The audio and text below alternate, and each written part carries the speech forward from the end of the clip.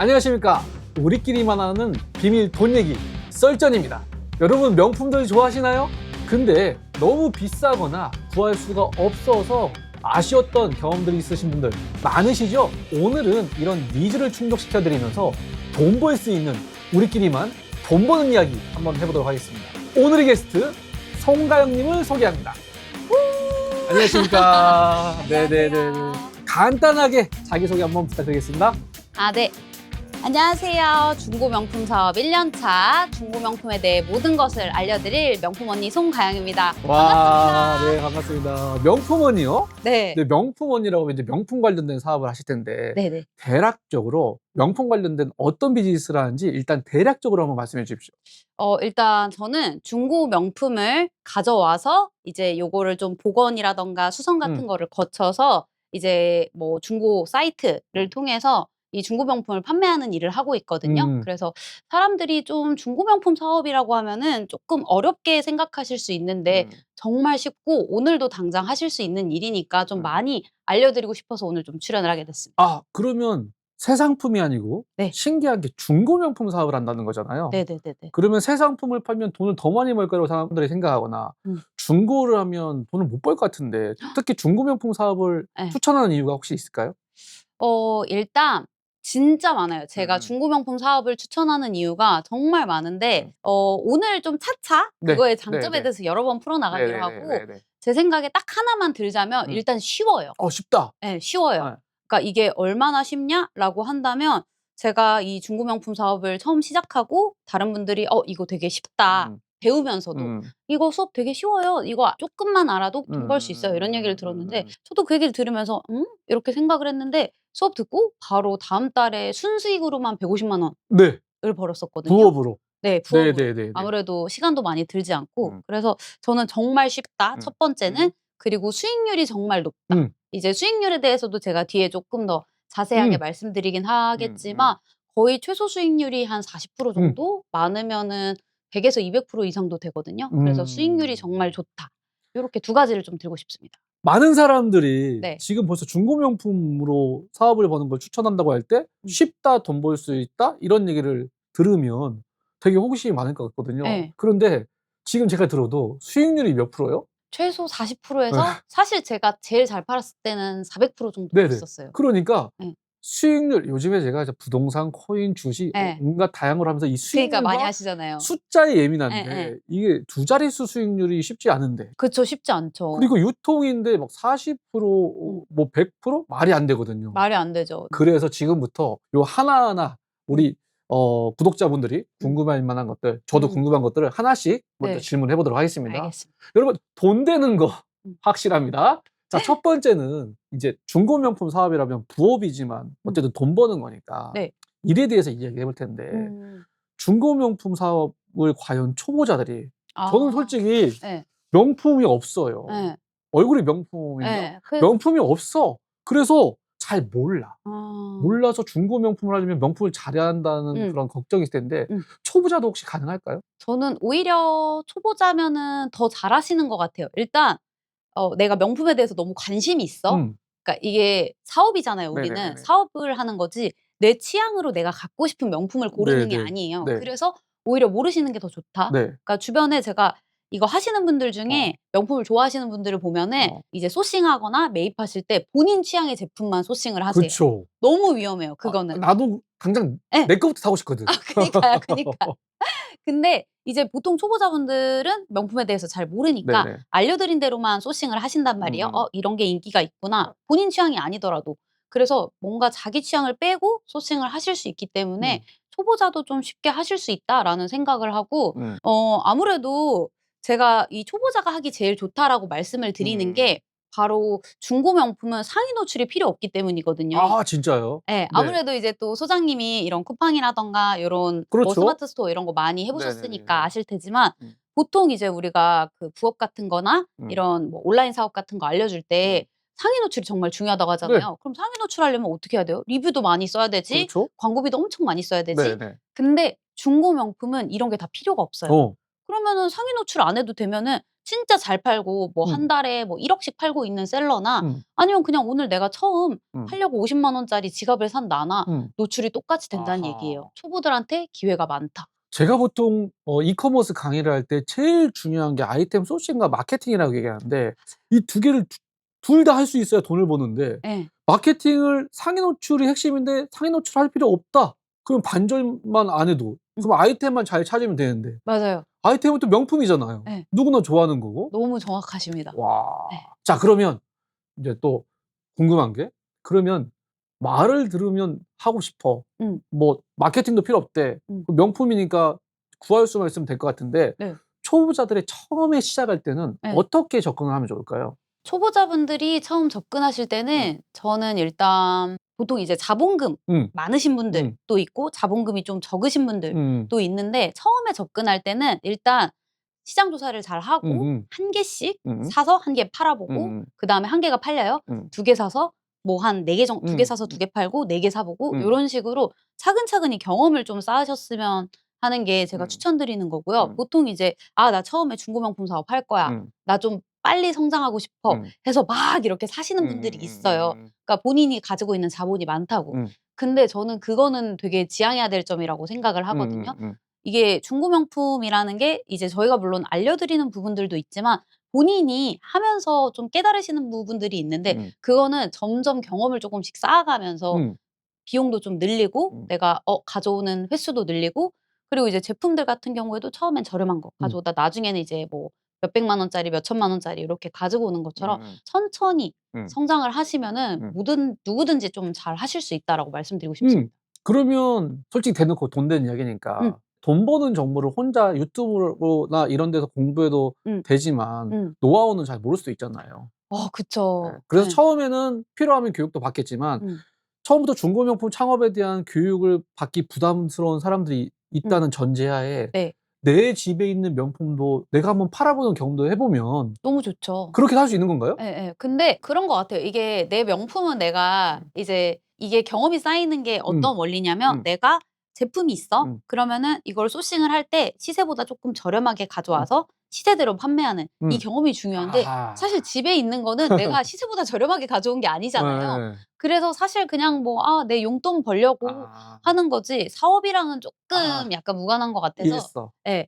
그래서 저는 만약에 뭐 오늘 당장 시작해 예. 보고 싶다 하면은 뭐 번개장터라든가 당근마켓 같은 거 좀 뒤져 보시면서 얘가 뭐 예를 들어 샤넬 지갑을 팔고 싶은데 시세가 한 60만 원이다. 네. 그러면은 뭐 한 50만 원, 55만 원 나와 있는 지갑 찾으셔서 구매해 보시고 그거를 다시 60만 원, 65만 원에 되파는 연습부터 시작해 보시면 좋을 것 같아요. 이해했습니다. 그러면 인제 소싱할 때 이 시장 조사나 이런 거 좀 뭔가 경험치가 있거나 배워서 시작하면 좋긴 한데 처음에 그거를 좀 하기 어려운 분들은 이런 경험 말씀하신 그런 경험들 예. 먼저 시작해 봐도 좋을 것 같고요. 예예. 그러면서 예를 들면 집에 있는 거는 본인이 좋아서 산 거니까 맞아요. 그냥 판매 경험을 쌓을 정도로 그냥 싸게 내놓으면 이거 팔리네 이런 경험 정도는 되지만 맞아요. 사업하기에는 자기 있는 걸로는 시작하면 안 그쵸. 된다. 일단 애초에 시세보다 비싸게 샀기 때문에 새 상품을 비싸게 샀기 때문에 네네.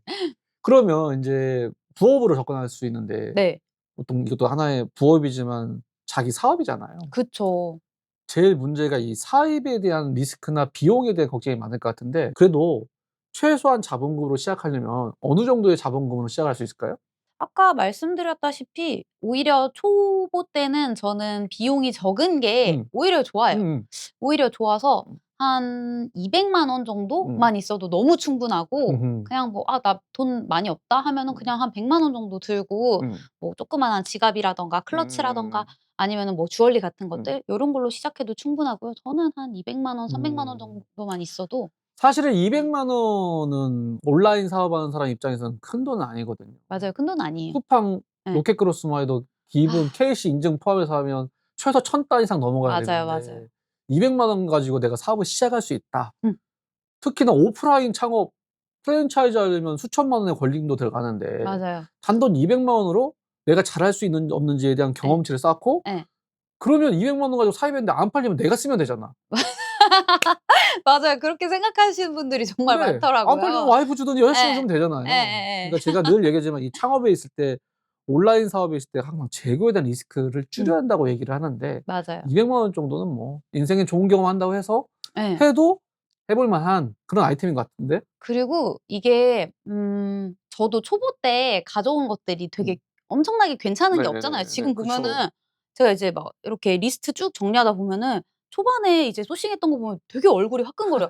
'내가 이런 걸 샀다고?' 이러는데 한 번도 마진을 안 남기고 팔아 본 적이 없어요. 아하. 다 마진 남기고 팔았었고 저는 마이너스로 판 적이 없어서 '아 진짜 명품은 명품이구나.' 음. 왜냐면 이제 그 소장님도 아시지만 제가 음. 쿠팡도 하고 그렇죠. 있거든요. 집에 제가 방 한 칸이 네. 악성 재고의 방이 아. 있어요.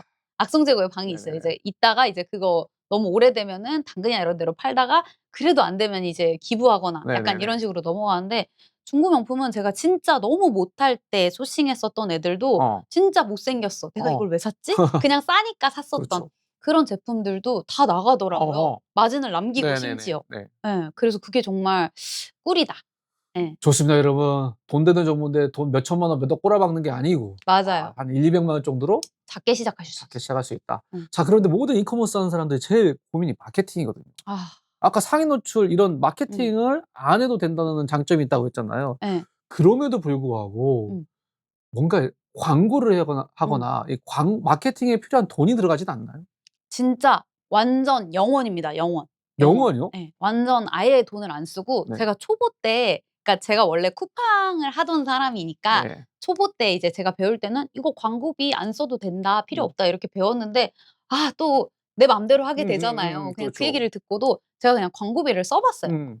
당근이나 번개상투나 음. 이런 데서 광고를 써 봤는데 진짜 별로 그렇게 크게 도움이 되진 않고 그냥 노출이 늘어나긴 하는데 음. 어차피 쪼끔 더 빨리 팔린다지 더 음음음. 비싸게 팔린다 이런 게 아니기 때문에 그렇죠. 광고비를 제가 그때 좀 써 보고 '아 안 쓰는 게 어. 맞구나.'라고 생각을 해서 지금은 진짜 아예 광고비를 안 써요. 아하. 예. 이해가 안 되는 게 예. 저도 사업을 하면서 홍보를 하려면 온라인으로 홍보를 하려면 블로그, 카페 같은 음. 바이럴을 할 때는 돈이 안 들어가지만 내가 음. 열심히 뭔가 맞아요, 노가다로 글을 맞아요, 써야 맞아요. 되거나 맞아요. 아니면 오픈마켓 같은 경우는 돈이 안 들어가게 하려면 예. 대량 등록을 해야 하거나 그쵸. 맞아요. 아니면 재고가 음. 있으면 광고를 해야 노출이 돼서 팔리는데 음. 중고 명품은 음. 돈이 안 들어간다? 광고를 안 해야 된다? 예. 정말 신기한데요? 그러니까 저도 이거를 중고 명품만 먼저 시작해 봤으면 이게 얼마나 좋은 건지 몰랐을 텐데 네. 이미 온라인 셀러를 하고 있었으니까 '이런 게 있어? 음. 진짜 대박이다. 나만 하고 싶다.' 음. 진짜 솔직히 이게 제가 가르치면서도 '아 진짜 나만 하고 싶은데.' 이런 음. 생각을 진짜 많이 하긴 하거든요. 그러니까 그만큼 저는 좀 초보자들이고 명품에 대해서 잘 모르고 음. 자본금이 별로 없어도 언제든지 쉽게 시작할 수 있는 사업이기 때문에 되게 추천을 드리는 거예요. 제가 마케팅에 대해서 관심이 많아서 좀 더 깊이 있게 질문하면 네. 썰전 돈 되는 얘기니까 예. 대놓고 질문하면 음. 보통 광고비를 써서 매출이 나왔을 때 로아스를 분석해서 효율이 있으면 광고를 더 태우는데 맞아요. 광고를 안 해도 된다고 했잖아요. 예. 그럼 솔직히 말하면 음. 그냥 대충 올리면 팔려요? 이것도 아닐 거 아니야. 시간의 차이인가? 이렇게 되게 재밌는 질문인 것 예. 같아요. 일단 대충 올리지는 않습니다. 대충 올리지는 네네네. 않는데 되게 이렇게 막 이렇게 멋있게 막 조명 세팅하고 어. 요렇게까지 하진 어. 않고 저도 이제 집에서 제품 받으면은 제가 촬영을 직접 하거든요.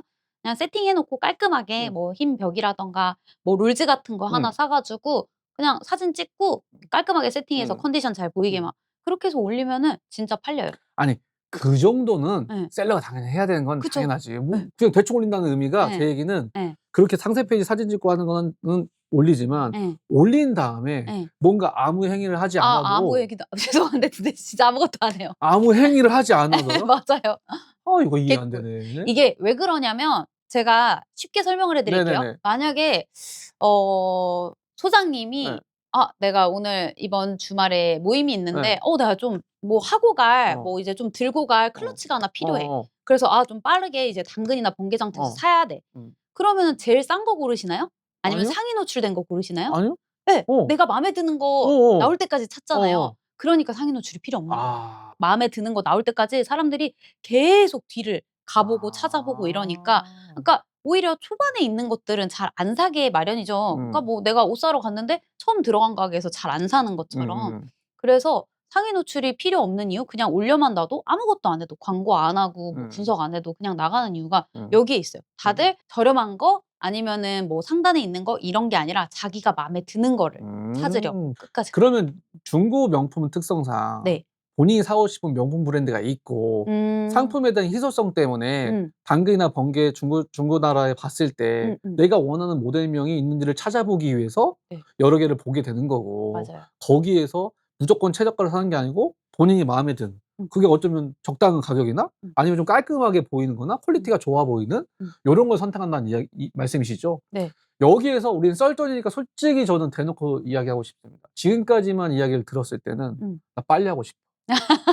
낚일 것 같아. 예. 근데 더 솔직히 우리 물어볼게요. 예. 지금 우리가 얘기한 것만으로는 이분들 우리 구독자가 오해할 수도 있는 게 그쵸. 야 200만 원 가지고 수익률 50% 100%면 누가 다 하지 하면서도 야 올리면 마케팅 안 돼? 다 하지 이런 생각 하잖아요. 근데 잘 포장해서 올렸을 때 솔직히 얘기는 해 주셔야 돼. 올리자마자 10초 안에 팔린 건 아니죠. 솔직히 얘기하면 네. 그날 팔리는 날도 많아요. 네. 그리고 기다리고 계셔서 말씀하신 대로 10초 안에 팔리는 경우도 있어요. 헐. 진짜로. 이러면 안 믿는다니 그렇게 얘기하면 안 돼. 아 근데 사실인데 어떡해? 아 나 진짜. 그러니까 예를 들면 그런 거예요. 제가 루이비통 가방을 팔고 있어요. 근데 이거를 내가 예약 중인데 어떤 분이 이거 사고 싶다고 얘기를 해요. 그러면은 "아 이거 다음 주에 들어온다." 인기가 있는 거니까 제가 매주 들여오잖아요. "다음 주에 들여온다."라고 하면은 들어와서 그냥 올리기 전에 그분한테 사진 찍고 보내 드리고 그분한테 팔아요. 아하. 진짜 이런 경우도 정말 많아요. 네네. 그러니까 인기 많은 제품들은 제가 매주 여러 개를 들여오는데 계속 나가니까 기다리시는 분들이 많거든요. 그래서 이제 또 그런 분들이 또 제 상점을 추가를 해 놨다가 나중에 본인 원하시는 거 있으면 구해 달라고 하시기도 하고. 자. 예. 아 자꾸 하고 싶어지는데 여러분 오해하지 마. 낚는 거 아니야. 내가 지금 여러분의 입장에서 지금 보수적인 질문을 하는 거예요. 예. 이거 완전 떼돈 번다 이런 얘기 오해할까 봐. 되게 사기꾼 같다. 그러니까. 저 되게 건실한 사람입니다. 아니 그러니까요. 그랬을 때 결론은 그럼 네. 자 개인마다 성향은 다르지만 잘 소싱해서 중고 플랫폼에 올렸는데 명품을 안 나가는 경우도 있을 거잖아요. 그쵸. 그러면 평생 안 나가는 게 아니고 순환하면서 이렇게 하는 구조로 가는 건지 아니면 안 나가니까 가격을 계속 낮추면서 빨리 팔고 싶어서 뭔가 가격을 낮추는 행위를 하시는지도 궁금해. 일단 저도 제가 이제 이 사업을 한 지 딱 만 1 년이 됐거든요. 네네. 말씀하신 대로 좀 다 해 봤어요. 다 해 봤는데 제가 보통 저는 3 개월 이상 안 나가면 악성재고로 분류합니다. 3 개월 오케이. 예. 3 개월 이상 안 나가면 악성재고로 분류하는데 이런 제품들은 마진에서 진짜 최소 마진 한 20% 정도만 붙여서 내놔요. 손해가 아니고 마진 20%? 예예. 네네네네. 마진 20%만. 네네네. 그래도 진짜 시세보다 저렴해요. 네네. 진짜 보통 마진 20% 붙여서 내놓으면은 시세보다 진짜 드라마틱하게 저렴하거든요. 그렇게 해서 나가면 팔고 그렇게 했는데도 한 달 동안 안 나갔다? 그러면 원래 제가 받고 싶었던 마진대로 뭐 70% 80% 붙여서 놓습니다. 그러면 진짜 언젠간 나가요. 1년 동안 이렇게 해서 안 판 거 한 개도 없었고 어허. 지금 제가 가지고 있는 것 중에 가장 악성재고가 이제 한 3 개월, 4 개월, 하하. 작년 뭐 한 12월, 어. 11월 이때쯤 산 것들인데 그게 가장 악성재고들이고 작년에 샀던 초보 때 심지어 샀던 것도 다 팔았어요. 야. 그러니까 네. 이게 명품이니까. 일단 믿어보자고요. 네. 저는 검증하는 단계니까 돈 되는 얘기를. 네네네. 너무 좋아. 네. 그러면 결국 일반 분들이 제가 오랫동안 이커머스 강의하면서 물건을 사입했는데 3 개월 동안 안 나가면 불안불안하거든요. 맞아요. 그래서 막 불안불안해서 어떻게 할지 모르는데 명품은 이게 수백 개 있는 게 아니고 그 상품 하나가 안 나가면 2-3 개월 안 나갈 수도 있고 하지만 이게 말씀하신 건 가격을 좀 마진을 좀 낮추거나 올리더라도 어쨌든 찾는 사람이 있기 때문에 이게 언젠간 나갈 거라는 확신이 있다는 거잖아요. 예. 맞아요. 그리고 이게 중요한 거는 이게 나갈 거라는 믿음이거든요. 그러니까 뭐 주식이나 뭐 코인 같은 것도 내가 샀어. 근데 떨어졌어. 아니면 떨어졌는데 다시 오를 거라고 생각을 하면 기다리는 게 그렇죠. 어렵지 않잖아요. 이 명품도 똑같아. 내가 만약에 하나를 샀는데 하나를 샀어. 내가 상품이 하나밖에 없는데 이게 막 한 3 개월, 4 개월 동안 안 나가. 그럼 초조해요. 초조하고 그냥 이제 뭐 싼 값에 떨이를 해 버리고 이 사업을 아예 평생 안 돌아보세요. 대부분의 이게 쉬움에도 불구하고 많은 분들이 이제 안 하시는 이유가 전 이거라고 생각을 해요. 초보 때 소싱한 제품들은 아무래도 모든 사람이 좋아할 것 같은 명품은 아니라 기다려야 되는데 그걸 못 기다리시고 보통 이제 '아 나 이거 아닌가 보다.' 하고 떠나시는데 이렇게 하지 마시고 그냥 뭐 다른 거 인기 있는 제품들들 좀 하나씩 소싱을 해 보고 내가 만약에 상품이 20 개 30 개가 있어. 그러면 하나 정도가 뭐 2-3달 안 나가도 그냥 냅두면 언젠가 나가니까 좀 기다리기가 쉽단 말이에요. 그래서 좀 저는 "기다려라." 라는 거 제가 그동안 해본 경험으로는 못 팔아 본 적이 단 한 번도 없으니까 "좀 기다리셔라." 라고 말씀드리고 싶어요. 이게 제가 오랫동안 이제 많은 분을 만나면서 강의를 하면서 느꼈던 게 뭐냐면 네. 학교 다닐 때 네. 창업에 대한 교육을 못 받아서 그래요. 어. 왜 그러냐면 네. 자, 예를 든 건데 음. 분식집을 차렸어. 음음음음. 핫도그 하나만 만들어 놓고 손님 올 때까지 기다리는 안 거랑 되지, 안 되지. 떡볶이도 있고 튀김도 있고 김밥이 있는 상태에서 음. 하나가 나가고 하나가 안 나가더라도 음. 다른 게 팔렸기 때문에 자금이 돌면서 맞아요. 이게 나갈 거라는 믿음이 있어야 되는데 음음. 너무 소자본으로 음. 그리고 제대로 못 배워서 진짜 핫도그 하나만 가지고 막 팔 때까지 기다리고 있었는데 안 팔리니까 불안한 마음이라는 걸 맞아요. 그것도 이해가 돼. 예예. 그래서 이 영상을 보시는 분들 중에 좀 뭔가 부업이나 자기 사업을 하겠다고 하면 솔직히 말씀드리면 이거 광고 아니야. 나한테 아니어도 제대로 된 멘토를 만나서 창업 교육을 받아야 돼. 그중에 정신 교육도 포함돼 있어요. 아 근데 저 이거 너무 공감해요. 정신교육 진짜 중요해요. 왜 중요하냐면 그러니까 내가 좀 뭔가 잘못 가고 있을 때 이제 멘토분들이 "아 정신 차려라. 이거 원래 버티는 사람이 웃는 거다." 네네네. 이런 얘기를 네. 많이 해 주시는데 네. 저는 진짜 그게 도움이 많이 됐거든요. 네. 그래서 저도 그 소장님한테도 말씀드렸지만 저도 이제 회사 생활을 오래 했단 말이에요. 네네네. 회사 생활을 한 10년 정도 하고 내 사업을 하고 싶어서 근데 방법을 모르겠는 네네. 거예요. 네. 뭔가 유튜브 같은 데서 알려주는 것들은 네. 좀 한정적이고 이제 진짜 정보들은 잘 안 알려주니까. 그래서 막 돈 벌어준다는 강의를 진짜 많이 음. 들었거든요. 음. 많이 듣다 보니까 확실히 좀 지름길로 음. 갈 수 있다. 좀 음. 내가 다른 길로 가면은 보통 이제 이런 거 들으면은 나보다 먼저 시작한 선배들, 좀 성공한 선배들 이런 얘기를 들으니까 정신교육도 좀 해주고 방법도 좀 알려주고 이러니까 좋더라고요. 그래서 저도 계속 이렇게 지금 이제 저도 온라인 셀러라든가 중고 명품으로 돈을 벌고 있지만 전 지금도 1 년에 한 번씩 꼭 수업 하나씩 찾아서 들어요. 저는 예. 100만 원 이하짜리 듣지도 않아요. 예. 입장 받고 생각하면 어떤 노하우를 알려주는데 5만 원, 10만 원짜리 뭐 있겠어요. 그럼요. 근데 제가 강의한다고 하면 비싸게 받을 만한 뭔가 있으니까 받겠지. 그 100만 원, 200만 원짜리 강의를 들으면 음. 아는 내용이 90%고 모르는 내용이 10% 하더라도 그 10% 때문에 하는 게 그래서 예. 우리나라가 성장하는 건 예. 대한민국 모든 사람들이 교육열이 강하기 때문에 그런 거야. 그래서 예. 돈 버는 교육도 잘 받아야 돼. 맞아요. 너무 말 샜다. 딴 얘기 합시다. 예. 자, 그래서 이제 다시 돌아오면 네. 결국 그러면 정말 그 메리트 있는 사업들을 하고 싶어. 네. 하고 싶다는 전자에 음. 완전 초보분들한테 어떤 프로세스대로 중고명품이 돈이 되는지 그 중고명품으로 돈 버는 전체 과정을 간단하게 한번 네. 이 프로세스를 한번 설명해 주세요. 아 너무 좋은 질문인 것 같아요. 저도 궁금했어요. 이 중고명품 사업할 때 네. '이거 어떻게 이걸로 돈을 번다는 거지? 어디서 가져오는 거지?' 이런 생각을 했었는데 일단 소싱처에서 제품을 가져옵니다. 음. 시세보다 저렴한 걸로. 음. 그러니까 가져오기 전에 시장 조사를 당연히 해야겠죠? 음. 제가 이제 시장 조사를 좀 해요. 요즘에 어떤 게 인기가 있는지. 시장 조사 진짜 그렇게 어렵지 않아요. 우리 중고 사이트 같은 데에서 들어가 가지고 어떤 게 인기가 많은지 좀 조사를 해 보고 이게 시세가 있으면은 시세보다 저렴하게 이제 소싱처에서 가져옵니다. 가져오면은 이제 저희 파트너사에서 검수 같은 걸 다 해서 저한테 미리 보내주세요. 사진 같은 거 보내주시고 그럼 저는 이제 기다렸다가 제품을 받고 받는 날에 바로 찍어서 올려요. 바로 찍어서 이제 제가 판매하는 뭐 중고 사이트 같은 데다 올리고 팔릴 때까지 기다립니다. 이게 다예요. 네. 시장 조사에서 소싱하고 그다음에 매입한 다음에 그다음에 검수해서 보관하고 등록한다. 네. 너무 심플하네? 예 그게 다예요. 더 많은 정보가 없어요.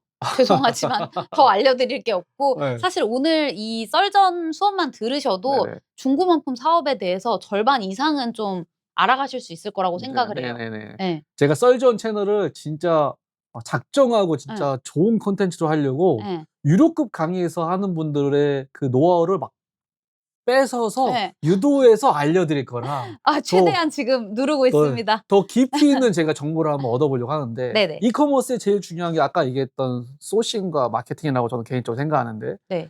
중고명품도 소싱이 제일 중요하다고 생각하거든요. 너무 중요하죠. 근데 흔히들 얘기하면 야 중고명품 팔려면 당근이나 본거래에서 그냥 당근 번개 사가지고 하면 되는 거 아니야? 이럴 텐데 네. 본인만의 소싱처 혹시 네. 네, 얘기해줘요. 얘기해줘. 괜찮아. 이게 다른 수업에서 잘 얘기를 안 하는데 자, 예.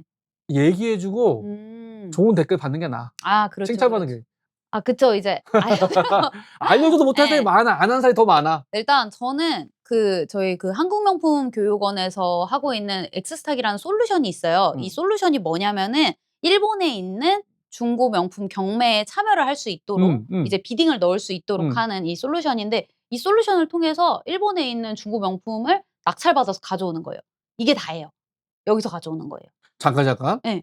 지금 하시는 방식은 예. 당근 번개에서 중고를 사는 게 아니고 아니에요. 일본에 있는 B2B 중고 명품 경매 사이트에서 네. 거기에서 이제 낙찰을 해서 받아오는 거예요? 네, 맞아요. 일본에 중고 명품 경매 사이트가 있어요? 있어요. 있고 이제 일본 같은 경우에는 우리나라보다 그 명품에 대한 수요가 훨씬 많고 음. 명품이 정말 많아요. 음. 그래서 뭐 오사카라든가 뭐 이런 데 가면은 그 중고 명품 거리 같은 것도 있고 이제 여러분들 뭐 후쿠오카 이런 데 가셔도 뭐 이런 중고 명품 거리 같은 게 되게 많거든요. 그래서 우리나라보다 좀 이런 경매 요런 것들이 되게 많이 발달해 있어 가지고 가져올 수 있는 게 진짜 많습니다. 특히나 이게 또 유료급이라고 제가 얘기했으니까 또 풀자면 루이비통은 정말 싸게 많이 가져오실 수 있어요. 그래서 저도 루이비통 많이 가져오는 편이긴 한데 요런 것들 추천을 해 드리고 그러니까 제가 이거를 쓰는 이유는 하나예요. 저도 처음에 뭐 당근, 번개장터 이런 거 써 보려고 했어요. 근데 좀 힘들어요. 특히나 초보 때는 이게 정품인지 아닌지 구별을 해야 되는데 지금은 저도 어느 정도 좀 보는 눈이 있어서 이거 좀 뭔가 조악한데 어설픈데 이게 보이는데 처음엔 이게 안 보이잖아요. 근데 이게 가품인지 아닌지도 모르고 내가 샀다가 잘못 팔면 어떡해요. 문제 생길 텐데. 그래서 그냥 저 되게 안전지향주의거든요. 안전지향주의라서 그냥 여기서는 다 검수도 해 주고 만약에 가품이라고 문제가 생기면은 보상도 다 해 주니까 '그냥 나 여기서 소싱을 해야겠다.'라고 했는데 하다 보니까 계속 제가 돈을 잘 버네요. 예. 그래서 저도 '다른 소싱처를 좀 늘려야겠다.'라는 네. 생각은 하고 있긴 한데 네네. 충분해요. 여기서 초보분들한테는 여기서 하셔도 너무 충분하고 일반 분들이 보기에 당근 번개에서 명품을 매입해서 파는 거는 초보적인 생각일 수 있어요. 왜 그런 줄 아십니까? 우리는 업자거든요. 당근 번개에서 올려놓은 상품이 우리 같은 업자가 올려놓은 거야. 맞아. 그걸 사면 경쟁력이 없답니다, 여러분. 맞아요. 몰랐죠? 너무 순수하게 당근 번개는 일반인이 써. 이제는 경쟁이 치열해서 업자들도 다 침투하고 있다는 거. 거기서 사봤자 경쟁이 없을 수 있고 맞아. 가품에 문제가 있을 수 있다. 맞아요. 그런데 말씀하신 일본의 중고명품 B2B 경매 사이트는 이미 진가품 다 확인돼 있고 맞아요. 그리고 검수 알아서 해 주고. 네. 그렇죠? 네. 그러면 근데 그거는 누구나 일본의 중고명품 사이트나 예. 경매장이나 예. 갈 수 있는 거 아니야? 한국 사람 못 가나? 그게 일본 사업자가 있어야 그 비딩을 참여를 할 수가 음 있거든요. 음. 그래서 사실 우리 같이 일본어도 못하고 저는 사실 일본어를 못해서 일본어도そう 못하고 ですか. 하이 하이 아리마세 아리마세. 그래서 저같이 일본어를 잘 못하고 사업자가 없으면은 이게 참여를 할 수 없기 때문에 그러니까 뭔가 저희 같은 사람들이 사실 참여를 한다고 해도 중간에 네. 이제 받아봤을 때 또 가품 이슈가 있을 수 있거든요. 있을 수 있는데 이제 저희는 또 파트너사가 있으니까 이 엑스스탁 파트너사가 있어서 그쪽에서 검수를 해 주고 가품이다 하면은 그쪽에서 이제 돌려보내고 요런 식으로 할 수 있으니까 만약에 내가 가품을 낙찰을 받았을 때의 리스크도 좀 생각을 해야 돼요. 네. 가끔 있어요, 가끔. 여기서 원래 살짝 지나가는데 네. 나왔어 방금. 예. 유료 강의 때 했던 거 나왔어. 예. 일본에서 B2B 경매 사이트가 한국 사람들이 사업자 없이 쓸 수 있는 본인만의 소싱처가 엑스스탁? 네, 맞아요. 솔루션. 그거 링크 걸어 줘. 링크 걸어 링크. 줘. 일단 걸어 봐. 거기다가 걸고. 자, 그런 데에서 엑스스탁이라는 사이트에서 일본의 B2B 경매 사이트를 쉽게 낙찰을 받을 수 있는 한국 사람들이 네. 그런 플랫폼이라고 쳐요. 네. 여기까지는 알 수 있어. 자, 그런데 거기에서 그러면 네. 초보자 입장에서는 네. 그 수많은 샤넬, 루이비통, 에르메스 명품 중에 예. 경매 사이트에 가면 싸겠지? 그쵸. B2B니까 거기까지는 완전 대박인데 네. 흥분되는 게 예. 너무 좋은데 어떻게 그 일본의 경매 사이트에서 좋은 상품을 선별하는지 또 가격은 경매를 어떻게 넣는지 이거 완전 노하우일 것 같고 저 같은 명품 아닌 사람들은 어려울 것 같은데 그 네네. 노하우도 좀 알려주세요.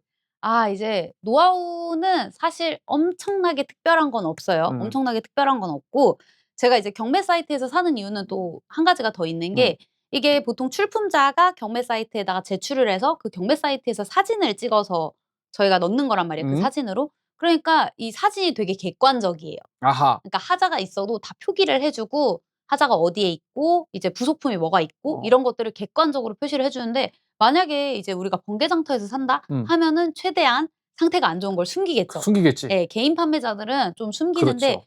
이런 그 경매 사이트 같은 경우에는 보통 사진 찍으시는 분들이 그냥 뭐 자기랑은 상관없잖아요. 출품자랑은 상관없으니까 되게 객관적으로 찍으시고 그 안에 상태가 뭐가 문제가 있는지 다 쓰기 때문에 그거 다 읽어보시고 사진 디테일하게 보시면 좋은 상품 찾으실 수 있어요. 부연 설명하면 일본은 정말 국민 특성상 관리가 잘 돼. 맞아요. 그래서 사실은 이건 좀 깊이 있는 얘기인데 여러분 전 세계에서 중고 명품을 제일 많이 수출하는 곳이 일본이에요.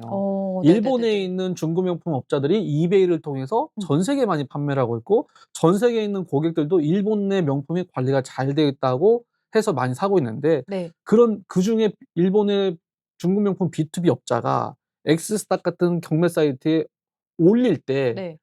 그들이 찍은 사진이 아니고 상품을 경매 사이트에 보내면 네. 경매 회사가 검수를 해서 하나하나 찍어서 이거 스크래치 이런 거 있어요라고 알려준다는 얘기죠. 맞아요. 셀러가 올리는 게 아니고. 맞아요. 그래서 객관적. 진가품이나 상품의 퀄리티를 객관적으로 확인할 수 있다. 맞습니다. 당근 번개는 숨긴다. 예. 숨겨야 낚을 수 있으니까. 그쵸. 아하, 오케이. 그쵸. 그렇게 해서 이제 브랜드들에 대한 경매가 올라오잖아요. 예.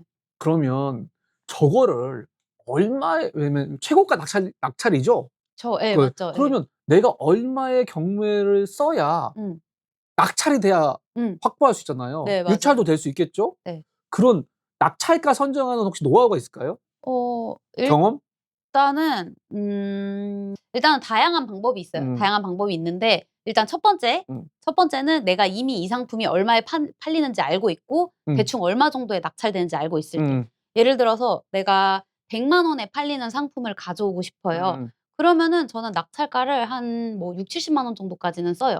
만약에 이게 시작가가 한 뭐 10,000원, 20,000 원 정도일지라도 경쟁자 다 겹치고 이게 무서운 60만 분이네. 이게. 예. 네. 왜냐면 이거 가져오면 나 무조건 40만 원 버는 건데 네네. 가져와야지 네. 어떻게든. 이게 얘가 10,000원에 시작했든 5,000원에 시작했든 상관없이 저는 그냥 바로 60만 원을 써요. 이거는 제가 경험이 있는 경우에 이렇게 좀 공격적으로 쓰고 더 많이 사와서 좀 빨리 돌리고 싶다 하면은 뭐 70만 원, 80만 원까지 올립니다. 그러면 그래도 20-30만 원 남으니까요. 근데 이제 만약에 내가 좀 잘 모른다라고 하면은 보통 이제 출품자들이 낸 금액이 본인이 이제 원하는 금액에 출품자가 뭐 예를 들어 6,000원에 6,000원에 냈다 하면은 이 사람은 한 10,000원 이상만 올라가면은 자기가 낙찰을 받겠다라는 뜻이거든요.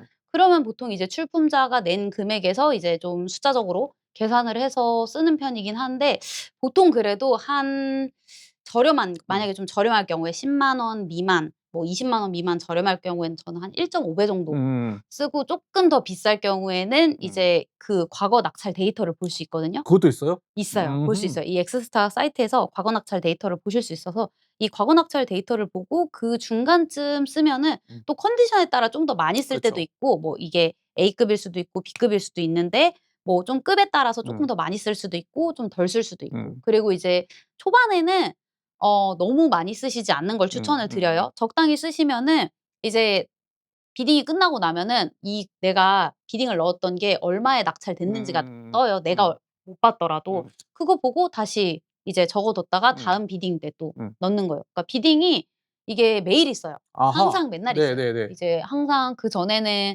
이제 제가 초기에 쓰기 시작할 때는 일주일에 한 번밖에 경매가 없어 가지고 저도 이제 맨날 기다렸다가 주말에만 넣고 그랬었는데 요즘에는 경매가 매일 있어서 그냥 기억해 뒀다가 또 넣고 또 넣고 약간 요런 식으로 하시면 됩니다. 이게 개인마다 낙찰가 쓰는 게 다양한데 네. 나 이 얘기 듣고 깜짝 놀랐네. 되게 무서운 분이야.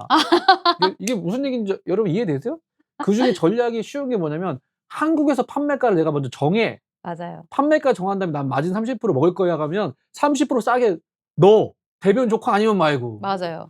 보통은 이걸 생각 안 하고 낙찰 사이트에서 얼마야 할까 기존 낙찰 가격 분석하고 이러는데 우리 명품님은 워낙 한국에서 거래 시세를 아니까 예. 그거 대비 그냥 싸게 넣고 내가 원하는 마진 만큼 넣고 낙찰되면 좋고 아니면 다음에 또 도전하는 거. 맞아요. 왜냐면 또 내일 또 있어요. 하하하하하. 내일 또 있어요. 네. 재밌습니다. 여기 좀 더 깊이 아이템 예. 소식.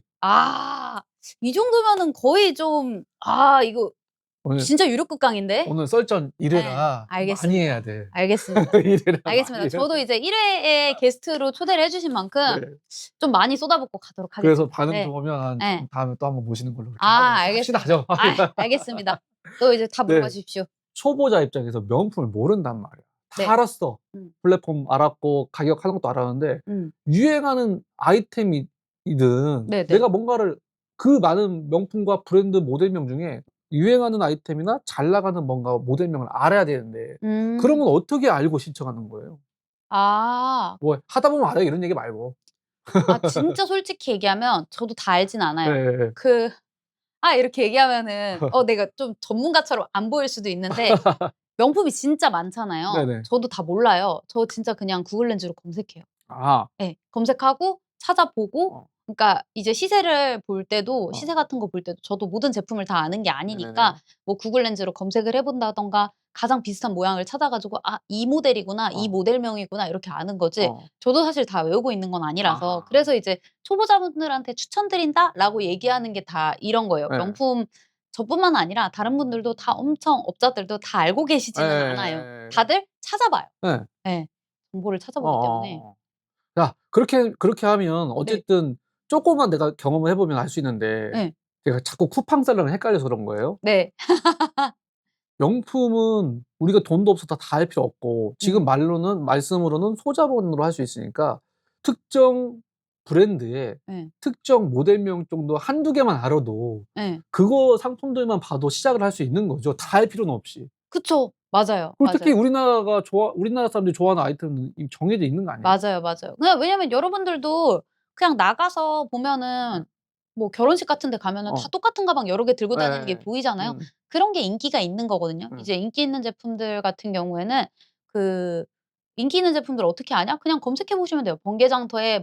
뭐 한 500 개, 음. 1000개 이렇게 있는 애들은 진짜 인기 많은 거니까 그런 것들은 쪼끔만 시세보다 쪼끔만 저렴하게 가져와도 무조건 남는 제품이기 때문에 그렇게 해서 결국 샤넬, 루이비통, 에르메스입니까?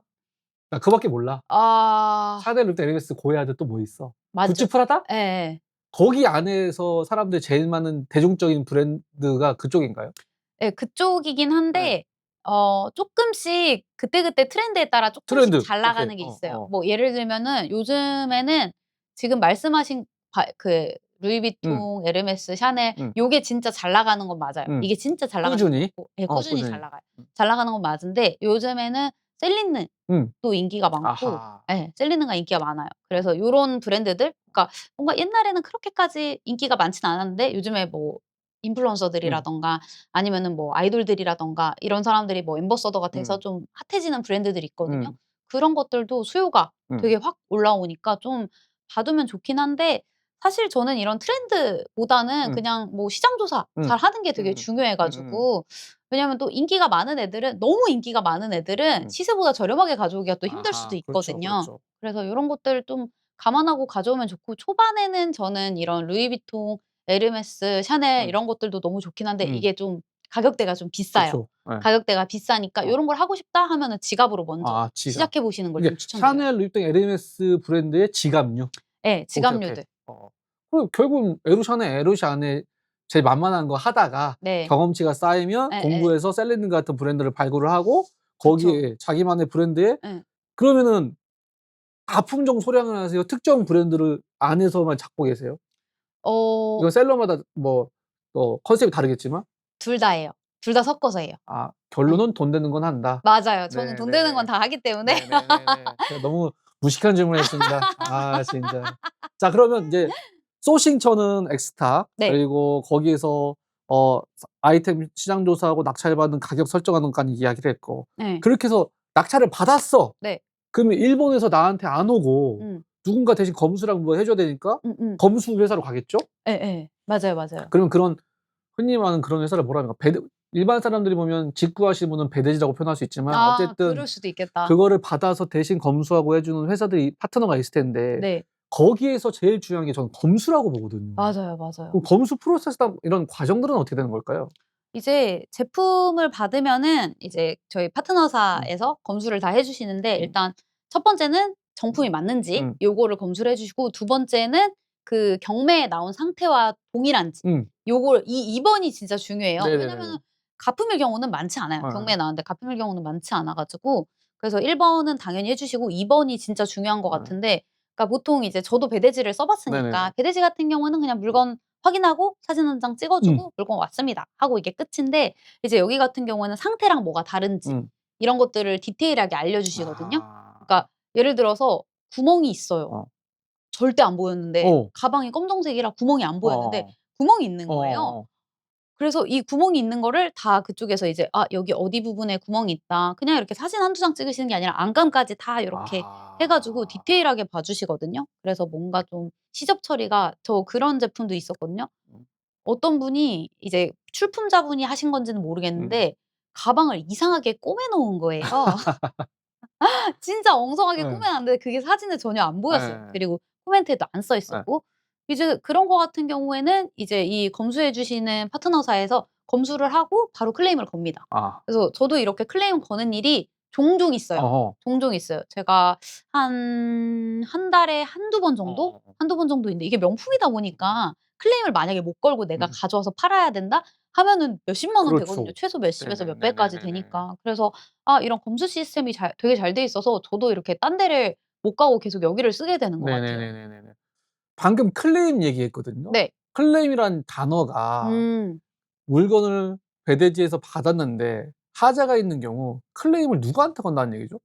이제 출품사 쪽에다가 출품사라고 하면 그 예 그 사이트에? 경매 경매 사이트에? 오케이, 오케이. 사이트에다가. 예. 그러면 결국 반품도 받아준다는 얘기야? 한 푼도 받아줘요. 아. 그러면 내가 낙찰받아서 받았는데 음. 뭐 생각해 단순 변심도?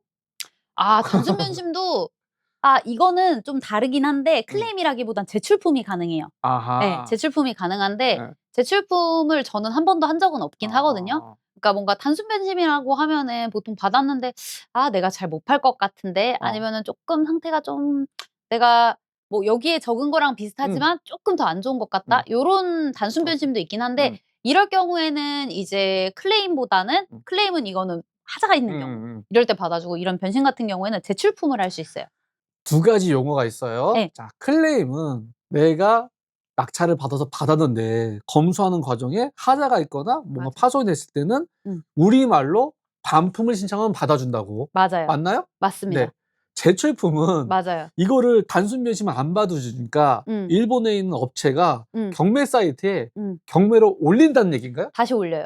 다시 올려서 네. 근데 만약에 다시 출품을 했는데 네. 내가 쓴 금액보다 적다 하면 어. 차익을 내가 내긴 해야 돼요. 아, 오케이, 오케이. 예. 예. 그래서 근데 뭐 이런 것도 가능은 하다. 근데 저는 보통은 재출품 안 하고 마음에 안 들어도 그냥 받아서 팔아요. 음. 다 마진 남기고 파실 수 있습니다. 나 갑자기 예. 머리가 찌릿찌릿했어. 왜요? 갑자기 재출품 얘기하니까. 왜요? 이거 비공개 회의를 해야 되는데 진짜요? 혹시나 한국에서 네. 당근 번개에서도 직매입하는 사람도 있잖아요. 있죠. 많죠. 죽어도 안 팔려. 응. 그러면 이거를 일본에 있는 파트너한테 보내 가지고 일본 중고명품 그 사이트에 경매로 올려서 출품을 그럼 재밌겠다. 그거 하실 수 있는 거잖아요. 그럼요. 재밌겠다. 소름. 예. 왜냐면 재고 가지고 계시는 업자분들 진짜 많잖아요. 네네네. 그러니까 이게 그 중고 명품 같은 경우에는 현금 흐름이 되게 중요하니까 필요하신 분들 많을 것 같아요. 그러면 괜찮은데요? 이렇게 광고해야 되나? 응. 혹시 중고명품 하신 분 중에 저기 재고 처리 못해서 이제 사업 접으실 분 저희한테 땡으로 주시면 감사하겠습니다 해서 땡으로 받은 다음에 일본에 수출해서 우리가 B2B로 팔면 되잖아요. 그쵸. 너무 괜찮은데요? 이게 농담 반 진담 반인데 B2B로 명품을 팔 수 있는 곳이 많이 없어. 노하우도 없고. 맞아요. 근데 우리는 지금까지는 해외에 있는 중고명품 경매 사이트에서 가져오기만 했지만 추후에 고민하다 보면 그 우리가 어카운트가 있으니까 그쵸. 맞아요. 촬영하면 너무 좋겠네. 이거는 제가 디벨롭 진짜 방금 이렇게 떠오른 아이디어예요? 소름. 대박인데? 네, 방금 예. 누가 하시면 하십시오. 제가 다 네. 못합니다. 자, 이런 정보들을 좀 더 구체적으로 얻고 싶어. 근데 예. 지금 말씀하면 엄청 되게 전문가의 음. 모습으로 보여질 거예요. 정말요? 네. 그렇다면 정말 감사합니다. 그리고 명품님도 초보 시절이 있으셨잖아요. 있죠. 네. 초보 시절 있죠. 어땠어요? 음. 초창기에 완전 처음에 명품 시작하기 전후 말랑말랑할 때. 저는 솔직히 얘기하면 네. 진짜 재밌었어요. 네네네. 지금도 저는 저는 애초에 물건 파는 일을 되게 재밌다고 생각을 하기 네네네네네네. 때문에 근데 저는 초보 때가 오히려 되게 재밌었던 것 그래요? 같아요. 되게 재밌었고 왜냐면은 시장 조사도 지금보다 더 많이 해야 되고 물건 하나 가져올 때도 시장 조사도 되게 많이 하고 지금은 솔직히 물건 하나, 두 개 팔려도 뭐 하루에 많이 팔리는 날은 뭐 5개에서 7개 팔리는 날도 있는데 별로 안 기쁜데 그때는 진짜 한 개 팔려도 그렇죠. 너무 좋은 거예요. 그렇죠. 그리고 아직도 기억이 나는 게 처음에 이제 그 당근으로 직거래를 하고 그 현금을 받아 들고 집에 오는데 그게 기분이 너무 좋은 거야. 그게 너무 재밌는 거예요. '어머, 어머 나 이거를 차익을 얻고 팔았어?' 라는 생각이 너무 좋아서 사실 저는 초보 시절에도 좀 재밌었었고 제가 이제 그 15 개의 난이라고 불리는 네네네네. 사건이 있어요. 네네. 이게 뭐냐면 이제 초보 때 제가 재밌으니까 네. 재밌는데 낙찰을 많이 못 네. 받으니까 한번 욕심을 내서 쪼끔 공격적으로 많이 넣은 네. 거예요. 그러다가 15 개를 낙찰을 받은 거예요. 나 초보인데, 네. 나 초보인데 진짜 그때 뭐 물건 한 3개 이렇게 가지고 있을 텐데 갑자기 15 개를 낙찰을 네. 받은 거예요. 그래 갖고 '이거 어떡하지?' 네. 하면서 막 완전 멘붕이 온 거예요. 네. 멘붕이 와 가지고 물건값도 그때 한 거의 한 600-700만 원 정도 나왔었던 것 같은데 저는 그때 이제 이거를 그렇게 자본을 많이 그 버짓을 두고 예산을 많이 두고 한 게 아니어 가지고 좀 당황스럽긴 했었는데 근데 이제 그때 15 개를 받고 열심히 올려 가지고 또 열심히 팔았어요. 근데 그게 좀 계기가 돼서 그때부터 잘 팔리기 시작했어요. 아. 그러니까 그전에는 제가 재고가 많이 없으니까 매출이 당연히 많이 나올 수가 없었는데 그렇죠. 갑자기 15 개가 훅 들어와 가지고 물건이 많아지니까 이제 사람들이 나를 좀 뭔가 이제 물건도 많이 올리고 이게 확실히 제가 이게 정확한 알고리즘은 모르겠는데 확실히 번개장터 같은 데도 그렇고 뭐 이런 후르츠나 뭐 이런 데도 그렇고 내가 하나 올려서 팔렸어. 하나 올려서 또 팔렸어. 내가 잘 팔고 있으면 상위 노출을 해 주는 느낌이더라고요. 그래서 확실히 하나 팔렸다 하면 그날 무조건 몇 개가 더 팔려요. 아 그래요? 예. 그래서 그러니까 뭔가 좀 제 초보 시절 얘기하면은 저는 힘든 일도 많았지만 그 15개 처음 받았을 땐 진짜 완전 아. 멘붕이었는데 너무 재밌었어요. 일단은 비슷한 에피소드가 있어요. 예. 제가 이제 브랜드 유통을 온라인으로 할 때 네. 처음에 소량하다가 사입 많이 하다가 음. 대량하다가 결국 라이센스 받아서 대량으로 하는데 음. 마지막에 했던 저의 사업이 3만 개를 수입한 적이 있었는데 3만 개가 창고에 나가기 전까지는 잠을 못 잤어요. 아. 아. 예. 3만 개 한번 재고 떨어 보십시오. 아. 근데 15개 가지고 그렇게 힘들어했었어요? 아유 그럼요. 그게 아. 초보예요. 그게 초보예요. 우리 네. 초보분들의 마음을 또 소장님도 아셔야 됩니다. 저도 아직 초심으로 가고 있습니다 지금. 예예예. 명품은 초보라 생각하고 좀 듣고 있어. 진짜 그 15 개가 아무래도 가격대도 또 비싸고 그쵸. 저도 이제 쿠팡을 하니까 쿠팡 같은 경우에는 그렇게 원가가 엄청 비싸진 네. 않으니까 뭐 15 개 이거는 뭐 아무것도 아닌데 몇백 개 몇천 개씩 들어오니까 아무것도 아닌데 이거는 내가 아직 잘 모르는데 내가 이렇게 많이 어. 받으니까 너무 당황스럽더라고요. 항상 예. 초창기 때의 기억이 많이 남습니다. 예. 혹시 악성재고로 고생했던 기억은 없어요? 악성 재고 고생했던 기억 많죠? 어. 예. 많아요. 어. 항상 있어요. 항상 있고 최근에 제가 악성 재고를 하나 팔았어요. 악성 재 얼마 동안 악성재고라면 그 기간이 작년 여름에 여름이면 꽤 됐네. 예 꽤 네네네네. 됐어요. 꽤 거의 됐는데 수양하는 마음으로 있어야겠네. 예예. 그걸 완전 최근에 팔았어요. 예. 그러니까. 아직 정산을 못 받았거든요. 예예예. 아직 정산을 못 받았는데 이걸 어떻게 팔았냐면 이 제품이 제가 가져올 때는 이것도 사실 작년 여름이니까 제가 시작한 지 한 3-4 개월쯤 됐을 때 좀 초보 때 가져온 건데 '이거 좀 괜찮겠다.' 해서 가져왔는데 너무 디자인이 쪼끔 취향을 타는 디자인인 거예요. 가방에 리본이 달려 있었거든요. 리본이 달려 있어서 이게 제가 진짜 저렴하게 받았어요. 이 페라가모 가방인데 네네. 페라가모라는 브랜드의 가방인데 제가 16만 원에 받았거든요. 네네. 16만 원에 받았는데 너무 안 나가는 어. 거예요. 너무 안 나가 가지고 이렇게 계속 고민을 하다가 약간 스크래치가 살짝 있긴 했었어요. 그래서 최근에 계속 냅두다가 그냥 좀 염색을 맡겨 보자 해서 염색을 맡겼어요. 염색 비용 들이고도 뭔가 잘 팔 자신이 없어 가지고 드렸는데 염색하자마자 저 한 60% 맞은 보고 팔았어요. 예. 염색하자마자 하자마자 그걸 안 나가더라고요. 해서 문제였구만. 그니까 저도 그러니까 이게 저는 얘가 보기 싫으니까 저한테 보기 싫은 자식인 거예요. 그래서 예. 저기 어디다 두고 예. 계속 안 보고 있다가 예. '쟤 이제 빨리 처분해야겠다. 예. 염색이라도 해서 예. 팔아 보고 예. 안 되면은 뭐 어떻게든 해 보자. 아. 뭐 어떻게든 좀 싸게 팔아 보자.'라고 생각을 해서 내놨는데 내놓자마자 제가 이제 그게 16만 원에 가져왔으니까 네. 거의 원가로 떨려고 한 20만 원 중후반대 정도에 네. 올려 놨거든요. 그때 반응은 많은데 네. 사람들이 스크래치가 있으니까 안 사는 거예요. 그래서 염색 비용 이제 12만 원 네. 주고 했어요. 그러니까 16만 원에서 이제 원가가 28만 원이 된 거죠. 네네. 그리고 48만 원 정도에 팔았어요. 예. 염색 이런 얘기하니까 또 이어서 자연스럽게 얘기를 한번 해 예. 볼게요. 나 갑자기 생각난 거 또 있다. 음. 저도 중고 명품을 좀 음. 쪼끔 팔아 봤습니다 네. 여러분. 일본에서 가져왔어. 네. 루이비통 보스턴 백이야. 음. 괜찮아. 네. 지퍼를 체크한다고 네. 지퍼를 훅 열었는데 지퍼가 뜯어졌어. 아이고. 거기까지 검수가 안 됐던 거야. 아. 이게 왜냐면 이 손잡이 지퍼에 음. 가죽이 있었는데 음. 가죽이 뜯어진 거예요. 보통 어머. 쇠가 있어야 되는데 쇠가 가죽. 띵! 그건 안 돼. 이미 들어왔는데 예. 반품도 안 되는데. 예. 그래서 예. 보건업체한테 얘기해서 이제 그거를 아. 다시 리뉴얼해서 팔았던 거지. 음. 일반 분들이 모르는 중고명품 사업의 핵심이 여기서 또 나옵니다. 지금 방금 말씀하셨던 페레가 뭐 안 나갔던 이유가 네. 스크래치 이런 것 때문에 그러는데 일반인들이 생각했을 때는 당근 번개나 해외에서 싸게 가져와서 올리면 팔리겠지라는 정도는 초보의 수준이고 여기에 중수가 하는 일은 저희 용어로 상품화라고 아 표현하잖아요. 맞아요, 맞아요. 그 상품화. 상품화가 바로 수선, 복원, 염색 이런 방법을 통해서 상품의 가치를 늘리는데 맞아요. 가져와서 스크래치나 뭔가 있으면 음. 수선 복원업체한테 맡겨서 진행을 해서 가치를 높이는 이런 방식이 있으시죠? 네 맞아요. 네, 요런 프로세스에 대해서 한 번 더 말씀해 주십시오. 일단 제품을 가져오는 데는 2 가지 방법이 네. 있어요. 상태가 좋은 거를 적당한 가격에 가져오는 거, 그리고 상태가 안 좋은 거를 되게 싸게 가져오는 거.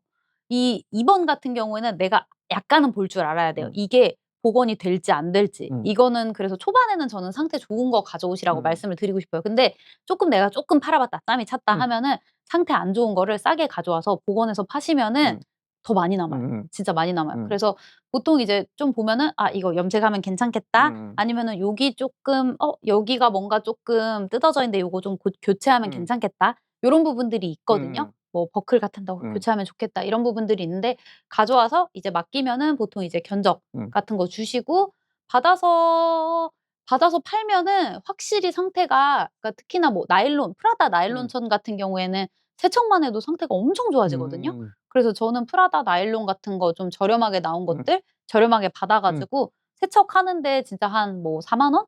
요 정도 하는데 4만 원만 들이면 20만 원 더 받을 수 있어요. 아. 그래서 이런 것들을 쪼끔 보는 눈을 키우시면은 '더 돈이 네. 된다.'라는 거를 좀 말씀을 드리고 싶습니다. 지금 이게 지금 중요한 썰전에서만 나오는 핵심 노하우인데 상품화 과정이라는 게 일반 사람들이 보면 수선 복원 얘기하면 뭔가 뜯어 고쳐 가지고 새로운 걸 만들고 이렇게 오해할 수도 있거든요. 우리가 말하는 수선 복원은 예. 진가품에 대한 문제가 없는 정도로 해야 되잖아요. 맞아요, 맞아요. 그러면 결국 수선 복원의 그 카테고리는 음. 염색, 음.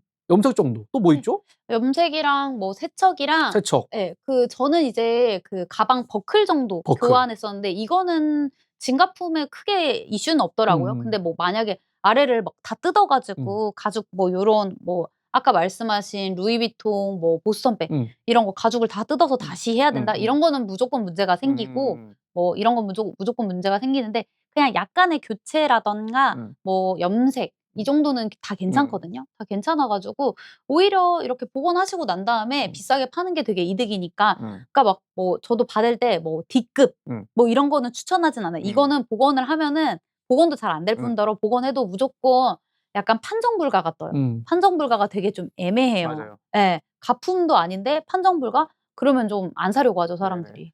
여러분 제가 이 이야기하면 수선 복원 업체분들이 저한테 뭐라고 할 수 있지만 음. 우리 회원들 위해서 우리 구독자분을 위해서 얘기할 게 있습니다. 첫 번째 아까 얘기했던 염색이야. 맞아요. 그냥 염색. 들어온 거 염색, 네. 세척, 맞아요. 그죠? 약간의 구성품 쪽만 바꾸는 정도가 우리가 이 얘기하는 상품화 과정이지 막 뜯어 고치고 하면 못 팝니다. 맞아요. 절대 못 그래서 팔아요. 그냥 깨끗하게 다시 세척하고 염색하는 정도로만 하면 비용이 그렇게 많이 안 나가죠.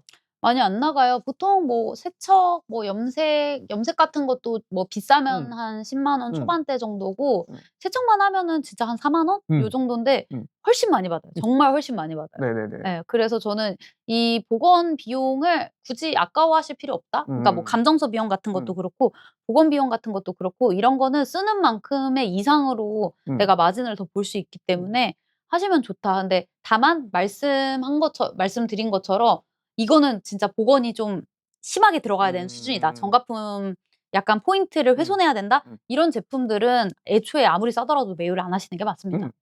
지금까지 얘기했던 염색은 원래 검은색이면 바랬어. 그러면 검은색으로 깨끗하게 염색하는 거지 원래 색깔이 아닌 빨간색, 노란색으로 하는 건 염색이 아니죠. 예, 그쵸. 그건 그거는 100% 좀 가품이야. 예예. 오해하시면 안 됩니다. 네네. 맞습니다. 네네. 맞습니다. 그랬을 때 지금 이제 그러면 아까 이 이야기를 이어서 염색 보건 업체 중에 네. 개인들이 맡기는 B2C가 있고 맞아요. 업자들이 하는 B2B 업체가 있단 말이죠. 네네네네. 우리는 당연히 B2B라겠죠? 예, 저희는 뭐 이제 그 네. 보건 이제 제휴 업체가 있으니까. 저거. 네. 어디? 얼마짜린데? 얘기 빨리 얘기해요. 이제 얘기해봐, 아래 얘기해봐. 좀 내용을 주시면 좋은데 이제 리얼리스트라고. 리얼리스트? 네네. 제가 직접 쓰고 있거든요. 쓰고 있는데 사실은 그 제가 다른 업체들도 이걸 하려면은 우리 업체들뿐만 아니라 다른 업체도 써 봐야 된다고 생각을 해요. 다른 업체도 많이 써 봤는데 일단 저는 리얼리스트 가장 좋은 점은 정가품 문제 생길 거는 절대 안 건드리세요. 절대 안 건드리고 그렇지. 제가 진짜 책임감 있다라고 음. 생각을 했던 게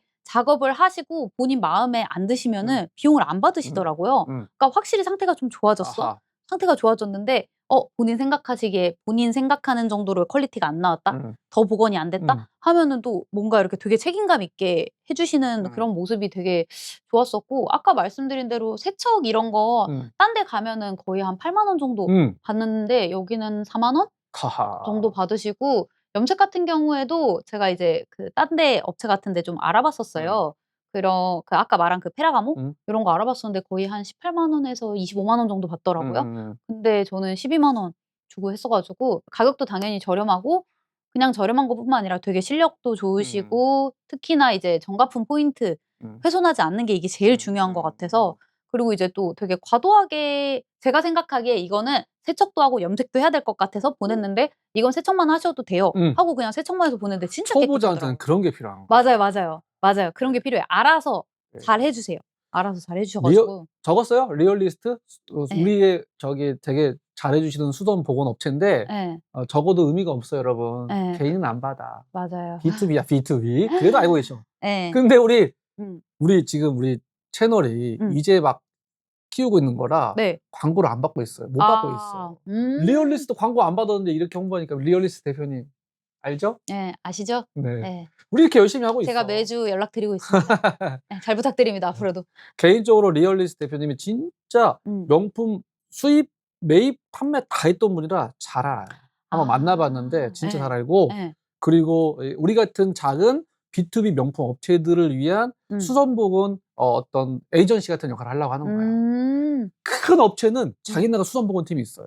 아 큰 이해했어요. 업체는. 예. 근데 우리는 수선복원 직원 둘 수 없잖아. 그쵸. 없죠. 그래서 중소 명품 셀러들을 위한 진짜 열심히 하는 업체라 아마 잘 해줄 거예요. 예. 저도 매주 계속 맡기고 있는데 들어오는 것마다 그러니까 약간 몇 번 맡기고 나니까 이제 좀 상태 안 좋은 거를 사는 거에 대한 두려움이 좀 없어져 가지고 이거 좀 가져와도 좀 다 복원해 주시겠구나 싶으니까 좀 저도 자신감 있게 제품 가져오는 것 같아요, 안 좋아도 좀. 그러면 이제 지금까지 프로세스를 좀 정리하면 네. 아이템을 시장 조사해서 소싱은 엑스스탁이라는 일본 중고명품 경매대행 사이트에서 소싱을 하고 네. 거기에서 검수를 해 주고 네. 이거 빼먹었다. 검수를 하는데 예. 일본에 배대지가 따로 있어요? 엑스스탁에서 알아서 해 주는 거예요? 이제 배대지라고 표현을 한다면 뭐 배대지라고 표현을 할 수 있는데 예, 그쪽에다 이제 보내 주시는 거예요, 배대지 쪽에다가. 그렇죠. 예예. 그러면 엑스스탁 안에서 어쨌든 모든 걸 다 검수까지 맞죠. 해 준다는 맞죠. 거고. 다 해 주는 그래서 거죠. 엑스스탁에서 검수해서 가져온 다음에 예. 상품을 보고 수선 복원이 필요하면 한번 맡기고 예. 맞아요. 그렇게 받은 다음에 상품화를 한 다음에 그다음에 인제 중고 플랫폼에 올리는 거겠죠? 네. 수선 복원에 대해서 한 가지만 더 정확하게 팁을 드리면 마진을 많이 먹을 수 있는 우리 상품화 과정이잖아요. 네. 그쵸. 어렵지 않아. 응. 중고차 딜러를 생각해요. 예. 우리 중고차 팔 때 어떻게 해? 그 딜러가 와 가지고 가격 후레쉬 더 가져간 다음에 맞아요. 세차 싹 하고 예. 반짝반짝하고 파는 거 상품화 과정이잖아요. 그쵸. 명품도 똑같은 거예요. 그렇게 해야 하는 거라 그냥 가져와서 파는 거랑 뭐 염색, 수선 복원을 통해서 하는 거랑 마진도 다르다. 그쵸. 그렇게 해서 극대화할 수 있고 그다음에는 중고 플랫폼에 올리면 별도의 마케팅을 하지 않아도 인제 순환이 된다. 큰 틀은. 맞습니다. 사실 지금 알려드린 게 거의 전부예요. 거의 전부라서 딱히 뭐 그렇게 특별하게 내가 운영하는 뭐 이런 게 있는 게 아니라 지금 소장님께서 정리해 주신 게 진짜 답니다. 이렇게. 네네네네. 예. 자 그럼 한 바퀴 다 돌았습니다. 맞습니다. 다시 이쪽으로 오면 우리 명품 언니님께서 처음에 시작했던 시절로 돌아가서 초보 재밌었던 시절이죠. 아무것도 몰랐을 때 모든 사람의 그 셀러의 이 첫사랑을 잊지 못하듯이 첫 사업, 네네. 첫 판매, 네. 첫 판매 이게 처음이 되게 기억에 많이 남거든요. 잘 몰랐을 때 어설프게 했을 때 첫 판매가 분명히 있었을 거잖아요. 아, 있죠. 저 그분 첫 판매 경험 기억 좀 얘기해 줘봐. 저 아직도 기억이 나는 게 그날 너무 기뻐 가지고 네네. 이제 이것도 제가 엑스스탁에서 입찰 받은 네네. 거예요. 그날 그 주에 이제 중고명품 수업을 듣고 "아 요거 입찰 넣으면 넣어라." 해 가지고 과제를 받아서 입찰을 넣었는데 진짜 운 좋게 첫 낙찰을 받은 거예요. 네네. 첫 경매에서 첫 낙찰을 받았는데 그게 이제 샤넬 귀걸이였어요. 샤넬 귀걸이. 네. 귀걸이였어요. 특이하죠. 어. 또 가방도 아니고 지갑도 아니고 귀걸이였어요. 네네. 근데 제가 지금도 주얼리 많이 하거든요. 또 이게 또 꿀팁인데 그 빈티지 주얼리들 괜찮습니다. 잘 나갑니다. 아. 샤넬, 루이비통, 에르메스, 잠깐! 주얼리는 다음에. 네. 너무 많이 푸지 마. 아, 너무 많아요? 알겠습니다. 잠깐. 아무튼 샤넬 그때 이제 제가 처음 팔았던 명품이 주얼리. 예. 네. 샤넬 샤넬 빈티지 귀걸이였는데 귀걸이. 이제 제가 이 귀걸이를 샀어요. 귀걸이를 사고 배운 대로 음. 구성품을 좀 그게 귀걸이 하나만 딸랑 있어 가지고 배운 대로 제가 이제 당근에서 귀걸이 박스 같은 거를 샀어요. 박스랑 쇼핑백 사 가지고 올려 놨는데 한 3주 정도 있다 팔렸어요, 당근에서. 네. 그분 어디 사시는지도 기억하지만 되게 좋은 아파트 사시는 네. 분이셨거든요.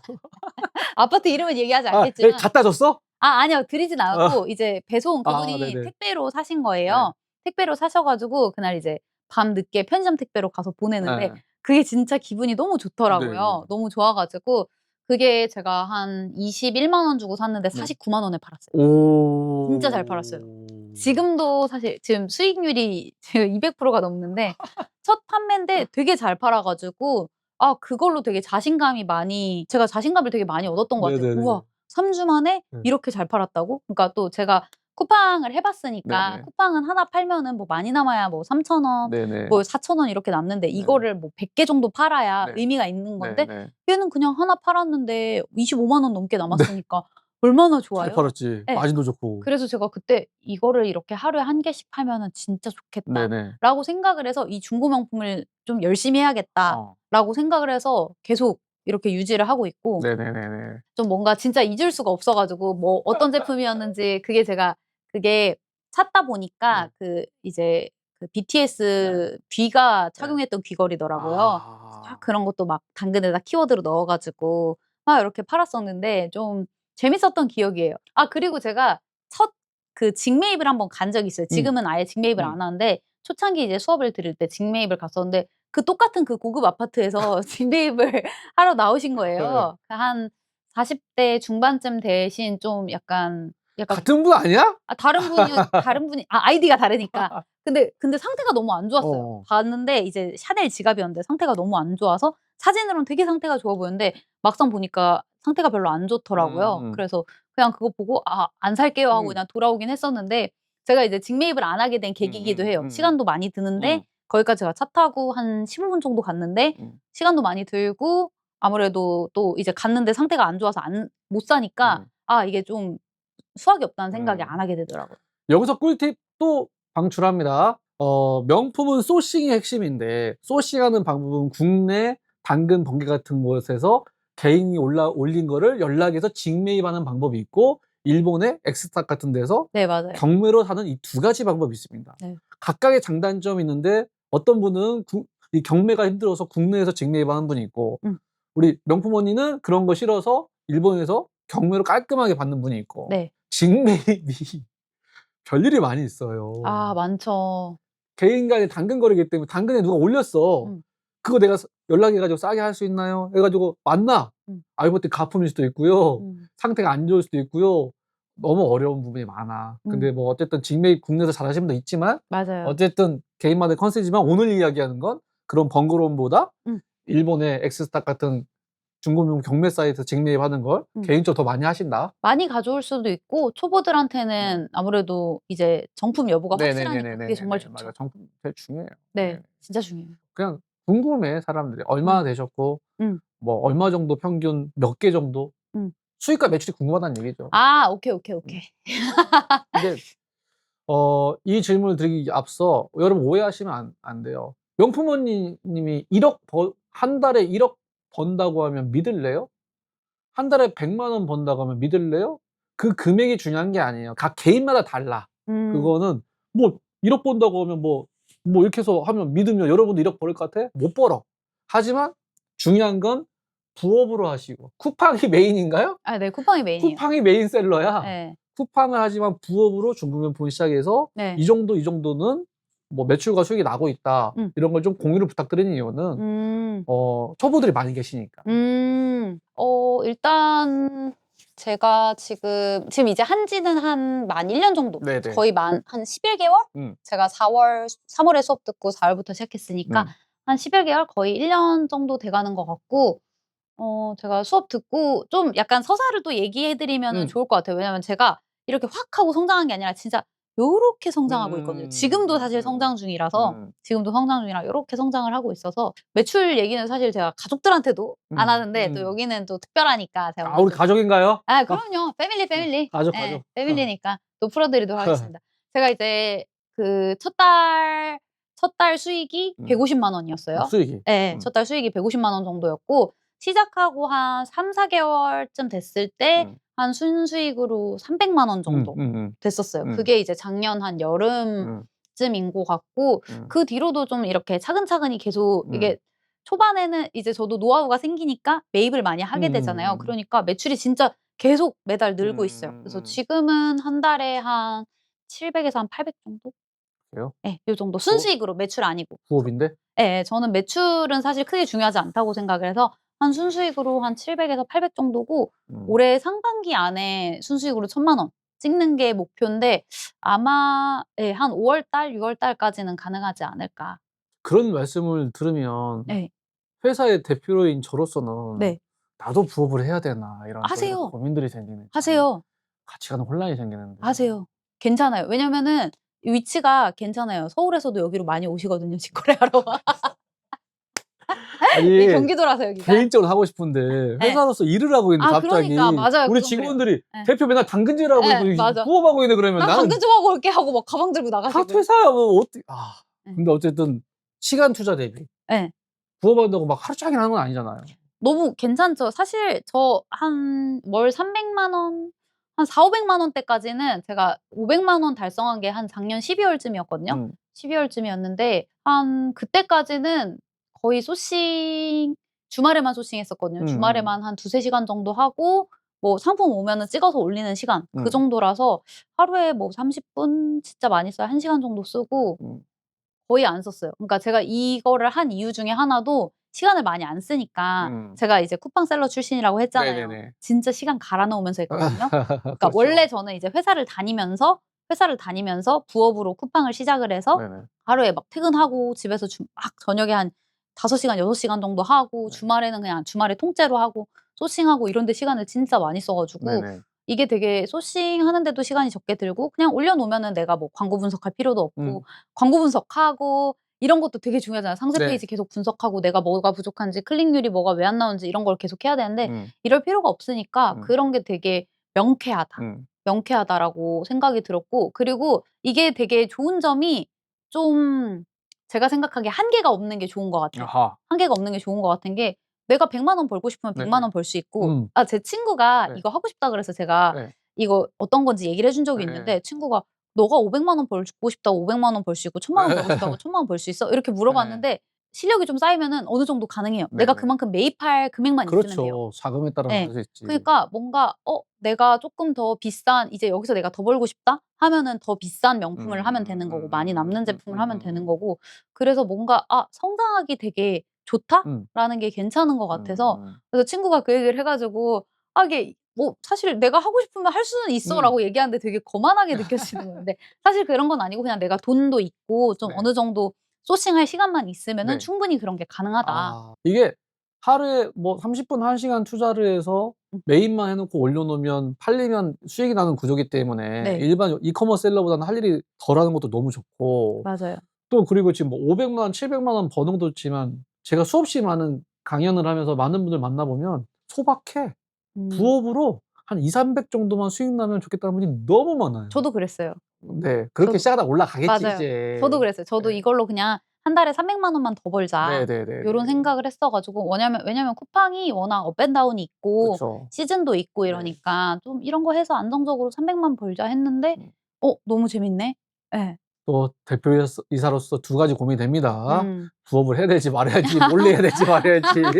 자, 그러면 이제 그렇게 돈을 버는 거 다 이해했어. 그러면 이제 우리 지금 소싱까지는 했잖아요. 네. 근데 판매를 해야 되는데 판매가는 그냥 대충 정하는 건 아닐 거잖아요. 그쵸. 판매가는 보통 어떻게 설정을 하시나요? 판매가는 사실 제가 정하는 게 아닙니다. 시장이 정하는 네. 겁니다. 시장이 정하는 거여서 보통 이제 시장 조사하고 얘가 얼마 받을 수 있겠다 하면 사실 제가 이거를 20만 원에 가져왔든 50만 원에 가져왔든 상관없이 얘가 시세가 100만 원이면 저는 100만 원에 하는 거예요. 근데 그 안에서도 좀 더 디테일하게 내게 A급 중고품인지 B급 중고품인지 뭐 요런 거를 조금 더 고민을 해 보고 또 이제 만약에 구성품이 없으면 뭐 예를 들어 뭐 가지고 있는 뭐 스트랩이라든가 뭐 이런 게 없다? 아니면은 뭐 더스트백이라든가 쇼핑백 같은 게 없다? 하면은 요런 거 다 구할 수 있거든요.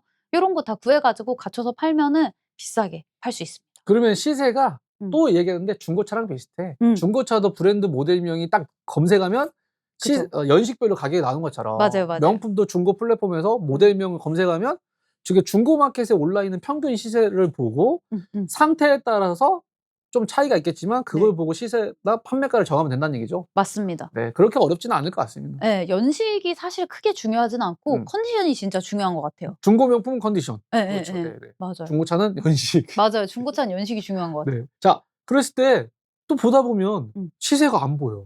아. 이런 거는 어떻게 해야 돼?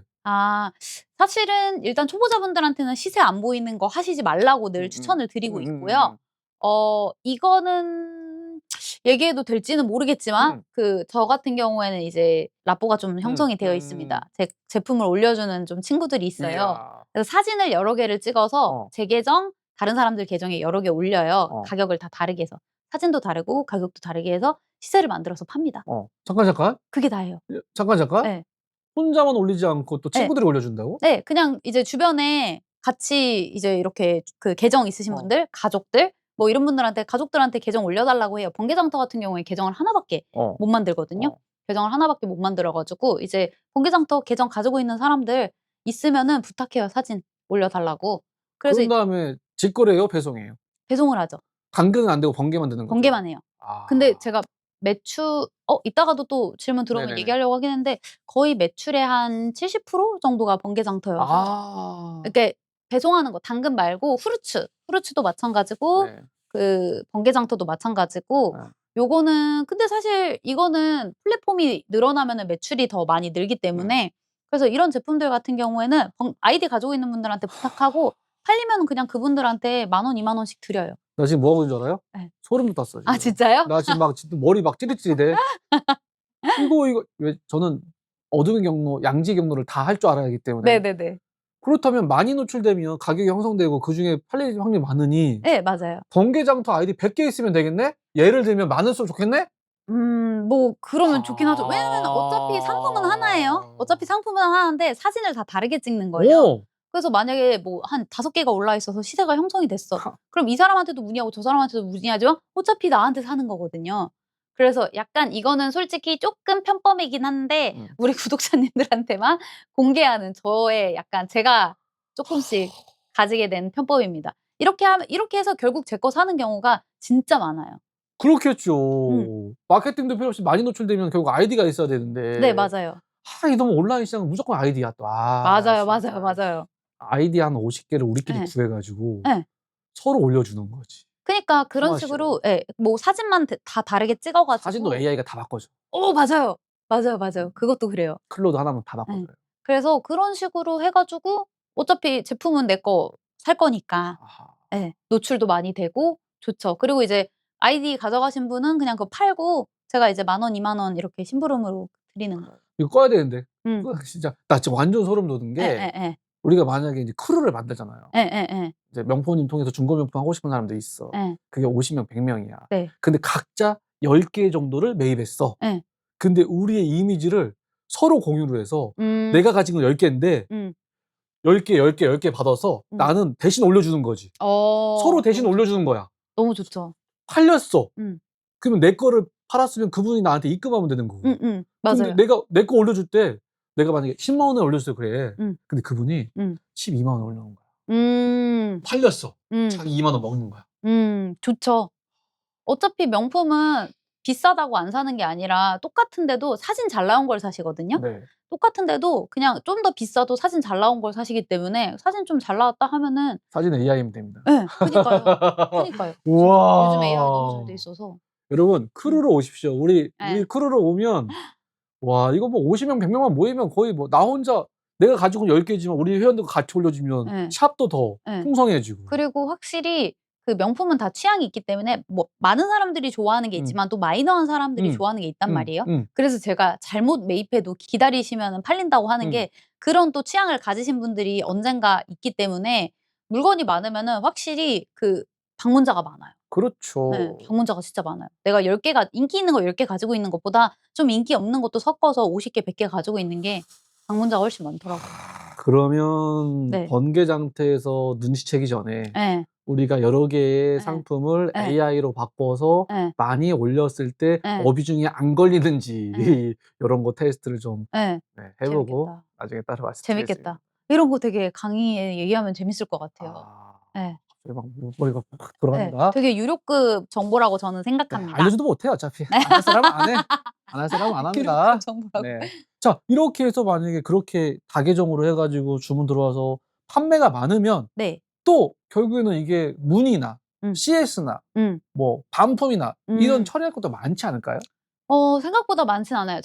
사실 저 구매 대행도 했었거든요. 네네네네. 구매 대행 할 때보다 훨씬 적고 그렇죠. 예. 구매 대행도 했었는데 구매 대행도 이제 이런 거 여기 보시는 분들 중에는 좀 아무래도 온라인 사업에 관심 있는 분들이 많을 테니까 네네. 뭐 구매 대행이라든가 로켓그로스라든가 요런 거 많이 네. 하셨을 것 같아 가지고 구매 대행 정도의 스트레스는 절대 아니고 일단은 저는 그 방어 멘트 같은 거를 좀 미리 작성을 해 놔요. 그 제 거 샵 같은 데다가 뭐 "가품이면 무조건 환불을 해 드린다. 근데 과품이 아니면 환불은 어렵다." 요렇게 써 두고 보통 환불을 요구를 하시면은 이제 그 방어 멘트 드리면은 한 절반 정도는 이제 "아 그래요? 알겠습니다." 하고 그냥 가시고 절반 정도는 이제 그래도 해 달라고 하시는데 그러면 그냥 해 드려요 해 저는. 주면 되잖아요. 예. 그냥 해 주고 어차피 저 약간 그렇게 반품으로 돌아온 애들 네. 있잖아요. 그런 애들에 대한 애정이 더 강해서 어. '얘는 무조건 내가 더 비싸게 판다.'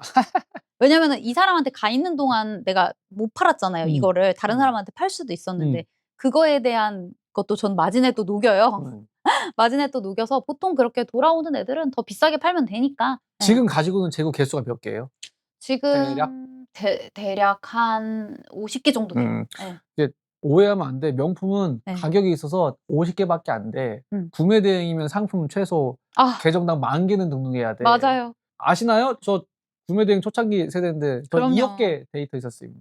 이게 무슨 말이냐면 2억 개요? 상품 개수에 따라서 CS의 양이 달라. 그러니까 음. 50개면 네. 충분하고 또 이게 맞아요. 그분들이 보기에 응. 개인인 줄 알아. 음. 중고 거래기 때문에 맞아요. "아 좀 깎아 주세요." 해서 보내줬으면 음. 웬만하면 큰 하자가 없으면 반품이 별로 없어서 그리고 또 말씀하신 대로 또 이제 내고 해 준다고 하면은 또 그렇죠. 예 하시는 분들이 있어서 그냥 마진 내면은 네. 내고 그냥 받고 네네. 하는 경우도 있고 사실 돌아와도 '그럼 그냥 더 비싸게 팔면 되지.' 이렇게 생각을 하지 뭐 어차피 많이 남기 그렇죠. 때문에. 예. 그래도 그 50 개의 그 재고는 음. 어딘가 보관을 해야 되는데 명품이니까 예. 공기의 흐름과 뭐 이게 건조하면 안 되고 해서 이게 잘 모셔야 되는 공간이 많아야 되는 거 아니에요? 아 네 그렇지는 않고 설마 그냥 방에 그냥 이렇게 한쪽에 이렇게 쌓아 놓았나요? 베란다에 있는데 저희 집 네네네네. 베란다에 이제 베란다에 암막 커튼 해 놓고 어. 해는 들면 안 되니까 암막 커튼 해 놓고 그냥 베란다 문 쪼끔 열어 놔요. 환기가 쪼끔씩 되게. 그렇게 관리하니까 큰 문제는 없어요. 예 그리고 뭐 이제 더스트백 있는 거나 뭐 안에 이제 습자재 같은 거 좀 넣어 두고 그 정도 기본 관리만 해도 크게 별로 문제가 없어서 문제 생기기 전에 그리고 빨리 팔아야죠. 그쵸. 이게 오래돼 가지고 문제가 네. 생기기 전에 빨리 팔아야 되기 때문에 보통은 그렇게 막 대단히 막 팬시한 공간을 갖춘다거나 그러진 않고 예 그냥 햇빛 안 들게만 잘 관리를 해 하긴 주고 뭐 있습니다. 먹는 것도 아닌데 유통기한이 있는 것도 아닌데 예예예. 이렇게 햇빛 안 받게만 보관하면 되고 예. 보관도 그렇게 어렵지는 않다. 네 맞아요. 그냥 루이비통 제품들은 해 많이 받으면 태닝이 되거든요. 그래서 그냥 해 많이 안 들게만 관리해 주면 괜찮은 것 같아요. 그러면 그렇게 했어도 혹시나 매입했을 때보다 시세가 막 떨어지는 경우도 있나요? 신선한 질문이 있네요. 네. 한 번도 없었어요. 네. 한 번도 없었고 이제 제가 들여오는 명품들은 완전 최근 명품들보다는 조금 지난 명품들이 많거든요. 그래서 이미 시세가 되게 확고하게 형성된 애들이고 신기한 게 진짜 명품은 진짜 시세가 비슷비슷하더라고요. 1년 전에 팔았을 때랑 지금이랑 거의 비슷비슷하고 매입가도 좀 비슷하고 그래서 좀 안정적인 것 같아요. 그러니까 제가 이제 온라인 셀러를 하다 보니까 진짜 온라인 시장이 너무 빠르게 변하잖아요. 너무 빠르게 변해서 이 중고 명품의 좋은 점이 조금 온라인으로 판매를 하지만 흐름이 좀 다르다. 어허. 예. 흐름이 좀 다르다라는 게 좀 체감이 돼서 뭔가 가격이 되게 드라마틱하게 변하는 게 아니고 사실은 이제 쿠팡 같은 경우에는 제가 쿠팡하면서 힘들었던 점이 경쟁자 들어오는 거거든요. 내가 상품을 잘 가져와서 잘 팔았어. 경쟁자가 들어와요. 가져가. 그 사람이 나보다 더 그쵸. 싸게 팔아. 중국인 이런 사람들 들어와서 가져가. 이런 적 진짜 많아요. 그래서 그런 게 되게 많은데 중고 명품은 경쟁자가 있어도 그냥 시세를 만들어 주는 역할을 하지 어찌 됐건 수요가 계속 있으니까 그렇죠. 누군가가 사게 된단 네. 말이에요. 그래서 '아 경쟁자가 큰 의미가 없구나. 그래서 좀 오래 하시기에 되게 괜찮은 것 같다. 이거를 좀 장기적으로 보고 하기에 괜찮은 것 같다.'라는 생각을 하고 있어요. 여기서 부연 설명드리면 중고 명품 사업의 매력이 있는 건 수요와 공급의 시장에서 예.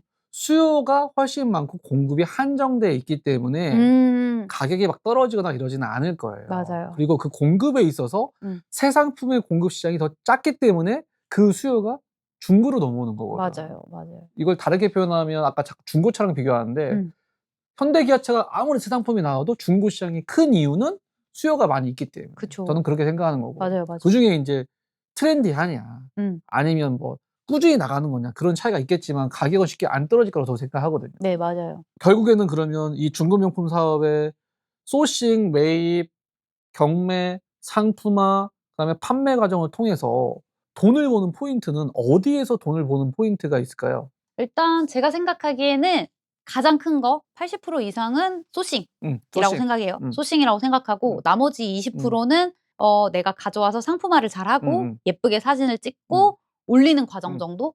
네, 나머지 이런 마케팅 같은 거는 진짜 작고 디테일한 것들인 것 같아요. 예를 들면은 당근에서 잘 나가는 상품이 있고 번개에서 잘 나가는 상품이 있고 후르츠에서 잘 나가는 게 있고 중고나라에서 잘 나가는 게 있고 이게 다 달라요. 하다 보면 좀 보여요. 연령대라든가 이런 게 다 보이니까 그런 것들을 내가 좀 팔면서 좀 깨달아서 '아 후르츠에선 이런 게 잘 나가네. 이건 후르츠에 올려보자. 아 어차피 다 올리긴 할 거지만 요건 좀 후르츠에서 팔아보자. 요거는 번개에서 팔아보자.' 약간 요런 것들이 쪼끔 보이는데 요런 것들이 다 합쳐봐야 한 20% 정도 되는 것 같고 진짜 소싱이 제일 크다. 진짜 시세보다 좀 저렴하게 괜찮은 상품 가져오는 거. 이게 진짜 제일 중요한 것 같아요. 우리가 많은 얘기를 했는데 네. 중고 명품 사업 좋다 이거야. 그런데 결론은 매입이 핵심이다. 그럼요. 소싱이 완전 소싱이 핵심이고 네. 남들보다 경쟁력이 있거나 저렴하게 가져와야 그만큼 남는다. 네. 그리고 한 20-30% 비율은 상품화를 통해서 좀 매출 그 판매 금액을 높이면 마진이 네. 극대화한다. 이게 다잖아요. 맞아요. 네. 소싱과 상품화. 예. 자 그러면 소싱 하는데 말고 돈 들어갈 게 있나요? 돈 세는 것? 상품화? 비용이 상품화하는 거 말고는 들어가는 게 없나요? 없어요. 상품화는 사실 저는 비용이 들어간다고 생각하진 않아요. 왜냐면 그거는 그대로 마진에 녹여서 가격을 더 받기 때문에 들인다고 생각을 하지 않고 보통은 이제 뭐 상품 보관하는 뭐 물류비라든가 마케팅 비용 이런 걸로 제일 많이 쓰긴 하는데 제가 이제 쿠팡을 하니까 쿠팡으로 좀 설명을 하면은 뭐 예를 들어 이 제품의 원가가 1,000원이면은 원가가 1,000원이에요? 그러면 이제 입출고비가 한 3,000원 정도 들어요. 아하. 그 이제 쿠팡 입출고비가 한 3,000원, 4,000원 이 정도 들고 광고비를 한 3,000원 정도 써요. 그러면 내가 이걸 한 12,000원 정도에 팔면은 3,000원 정도가 남는 구조가 생기는 거예요. 네네. 되게 제품 원가보다 나머지 부대 비용이 엄청 많아요. 네네네. 그래서 제품 가격이 비싸질 수밖에 없는데 얘는 쓰는 금액이 하나도 없어요. 제품 소싱해 오면은 뭐 당연히 뭐 물류비라든가 뭐 그런 뭐 세금 같은 거, 관세 같은 건 나오는데 그거는 이미 물건 가격에 청구돼서 나오기 때문에 내가 얼만지 그것도 다 계산을 하고 우리가 들여오게 돼 있기 때문에 그런 거는 별로 그렇게 크게 드는 게 없고 보관비도 안 들고 마케팅 비용도 안 드니까 그냥 "안 든다."라고 말씀을 드릴 것 같아요. 예. 전혀 안 들어요. 아 자꾸 너무 좋은 얘기만 하니까 뭐 안 좋은 걸 얘기를 해야 되는데 안 좋은 그게 거? 다죠. 안 좋은 거 결국은 중고 명품 사업은 초보자도 소량으로 할 수 있고 예. 매입은 싸게 하는 게 핵심이고 마케팅은 아이디 여러 개 많이 올리면 언젠가는 팔린다. 네. 이게 진짜 다 맞죠? 예, 그러니까 다시 말씀드리지만 나 진짜. 저도 이제 이런 돈 벌어다 준다는 수업을 진짜 많이 네네네네. 들어가지고 강의비로 거의 한 1,500 정도 쓴 것 같은데 네네네네네. 지금까지 네. 1,500 정도 쓴 것 같은데 모든 강의들 들으면 다 좋아요. 음. 다 돈 되는 정보들인데 근데 다 뭔가 하나씩 단점이 있단 말이에요. 이런 음. 단점이 있네, 저런 음. 단점이 있네 하는데 단점이 하나도 없고 현금이 진짜 빨리 도니까 네. 그러니까 쿠팡 같은 경우에는 뭐 정산하는데 한 2달 정도 네. 걸리고 그러니까 내가 사입을 했어. 지금 만약에 물건을 샀어. 네. 지금 물건 사면은 들어오는데 한 2-3주 네네네. 걸리잖아요. 그러면 올렸어 쿠팡에. 네. 올렸는데 또 그게 팔려 가지고 정산되기까지 네. 2달 정도 걸린단 네네네. 말이에요. 이게 너무 오래 네. 걸리는데 중고 명품은 내가 잘 가지고 오면 오늘도 팔 수 있어요. 예. 가져와서 오늘도 팔 수 있기 때문에 현금 흐름이 진짜 빠르다. 음. 그래서 단점이 없어 가지고 사실 뭘 얘기해야 될지는 잘 모르겠는데 나 찾았어. 뭐예요? 그 많은 예. 다양한 장점 중에 예. 꼽고 굳이? 꼽으라면 예. 굳이 딱 한 가지밖에 없을 것 같아. 그건 내 자금력에 따라서 사업의 음. 사이즈가 다를 것이다. 100만 그거. 원밖에 없는 사람은 100만 원씩 하면 되는 거고 맞아요. 5천만 원 일을 하고 싶은 사람들은 그렇게 하면 되는 거라 자금력에 따라서 뭐 사업의 크기가 크냐 작을 뿐이다. 나머지는 뭐 개인 상황에 따라 하면 된다.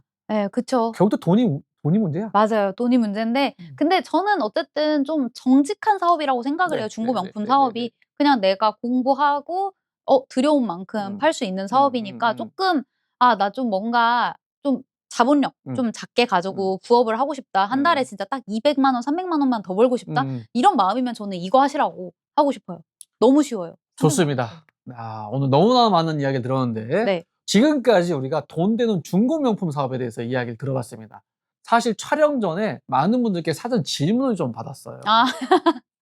뭘까요? 지금까지는 제 얘기였고 예예. 질문이 너무 많아. 아 진짜? 어. 근데 저도 시작하기 전에 진짜 궁금한 게 많았어 가지고. 네네. 그럼 제가 질문을 여러분을 대신해서 몇 가지를 한번 드려보도록 할게요. 야, 우리 구독자분들의 질문 바로 갑니다. 이제 워낙 초보일 수도 있어서 예. 수준이 음. 완전 초보다 음. 생각하고 질문이 들어와도 당황하지 마십시오. 네. 첫 번째 질문은 내가 매입한다면 팔기 전에 네. 내가 좀 쓰다가 팔면 안 되나? 라는 질문을 내가 한 게 아니고 질문이 왔어. 네. 아. 당연히 되죠. 아니 어차피 중고 제품이니까 내가 쓴다고 해서 중고가 되는 게 아니잖아요. 똑같이 중고잖아요. 네. 그래서 예 뭐 좋아하시는 분들은 그럴 수도 있을 것 같아요. 근데 이게 또 재밌는 게 네. 제 친구들이 제가 친구들한테 제가 중고 명품 한다고 말을 안 네네네. 했거든요. 사업한다고 말 안 했는데 친구들이 제가 맨날 들고 다니는 가방이 바뀌니까 오. "너" 네 가방이 바뀌니까 저한테 "너 어. 대체 돈을 얼마나 버는 거야?" 이렇게 얘기를 하는 거예요. 돈 엄청 많이 버는 줄 알고. 하하. 그러니까 저는 이제 가방들 중에 그러니까 제가 이거를 뭐 물론 예뻐서 들고 다니는 것도 있는데 가지고 나가서 밖에서 찍어요. 친구들이랑 약속 있으면 그렇죠. 카페 같은 데 가서도 찍고 착용하고 있는 사진도 찍고 그러니까 플랫폼에 따라 착용 컷이 클릭률이 좋은 게 많아요. 계속 가지고 다녀야겠네. 네. 그래서 그냥 좋네. 가지고 다니면서 찍는데 친구들이 "너 돈 많이 벌었나 봐." 이러면서 "가방이 어떻게 이렇게 맨날 바뀌냐고." 막 이렇게 얘기를 해 가지고 그러니까 제가 그때 주얼리도 한다고 말씀드렸잖아요. 네네. 그래서 이제 명품 주얼리 같은 것도 하고 네네. 다니니까 친구들이 이제 되게 돈을 많이 번 걸로 오해를 하고 있는데 굳이 제가 정정하진 않습니다. 와, 이게 또 남자는 차 시계인데 예. 제가 좀 여유가 있으면 중고차 딜러 하는 사람들은 막 차 예. 바꿔서 타고 다니면서 허세 예. 부리는 거랑 예. 롤렉스 중고 시계 바꿔 다니면서 하는 거랑 예예. 뭐 별 차이 없네요. 자기가 네네네네. 즐기면서 예. 간 김에 인스타에 올린 사진도 찍고. 좋네. 음음. 가능합니다. 네. 네. 또 자, 매출 나오면 네. 세금을 내야 될 것 같은데 세금 아. 신고 잘 모르는 분도 계실 것 같거든요. 세금 이건 민감한 거라? 예. 이건 편집을 해 주시면 저도 사실 잘 몰라서 세무사한테 맡깁니다. 네. 아, 네. 저도 잘 몰라서 네. 세무사한테 맡깁니다. 세금은 세무사한테 맡기는데 네. 제가 경험 있는 제가 얘기를 하면 돈만큼만 혼자 홈택스에 신고하면 됩니다. 어렵지 않습니다. 맞아요. 얼마 수입한 거 그냥 홈택스에 올리고 네. 얼마 팔은 거 올리면 되는데 저는 추천하지 않습니다. 저는 분명히 얘기했습니다, 여러분. 우리 명품원님도 분명히 얘기했는데요. 분명히 얘기해서 오해하면 안 돼. 세금 중에 중고는 개인 간 거래가 많이 있어요. 네. 맞아요, 맞아요. 계좌이체. 예.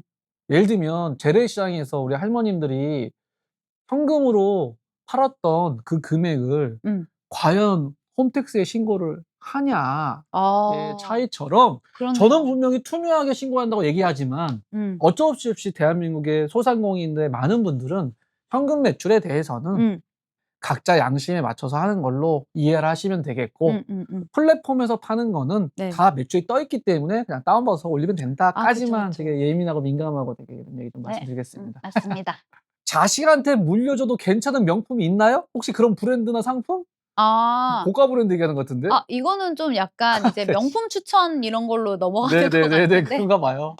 사실 저는 이제 그 명품을 뭔가 좋아해서 가지고 있다 이런 것보다는 저한테는 그냥 다 상품으로 보이거든요. 내가 판매해야 되는 그쵸. 상품이지 너무 갖고 싶어 이런 건 아닌데 그냥 뭐 굳이 얘기하자면은 샤넬 클래식 라인이라든가 뭐 에르메스 뭐 킬리백이라든가 뭐 이런 것들은 진짜 가지고 있으면 가격이 계속 오르니까 그런 거는 가지고 계시면 좋은 것 같아요. 예. 예. 자식한테 물려줄 정도는 아니지만 예. 그런 클래식 같은 것들은 사실은 가격이 오르니까. 예. 지금도 저희 와이프의 음. 명품 가방을 음. 저희 고등학생 딸이 음. 주말에 몰래 갖고 나가요. 좋겠다. 우리 엄마는 명품 없는데. 내가 사 주는데. 좋겠다.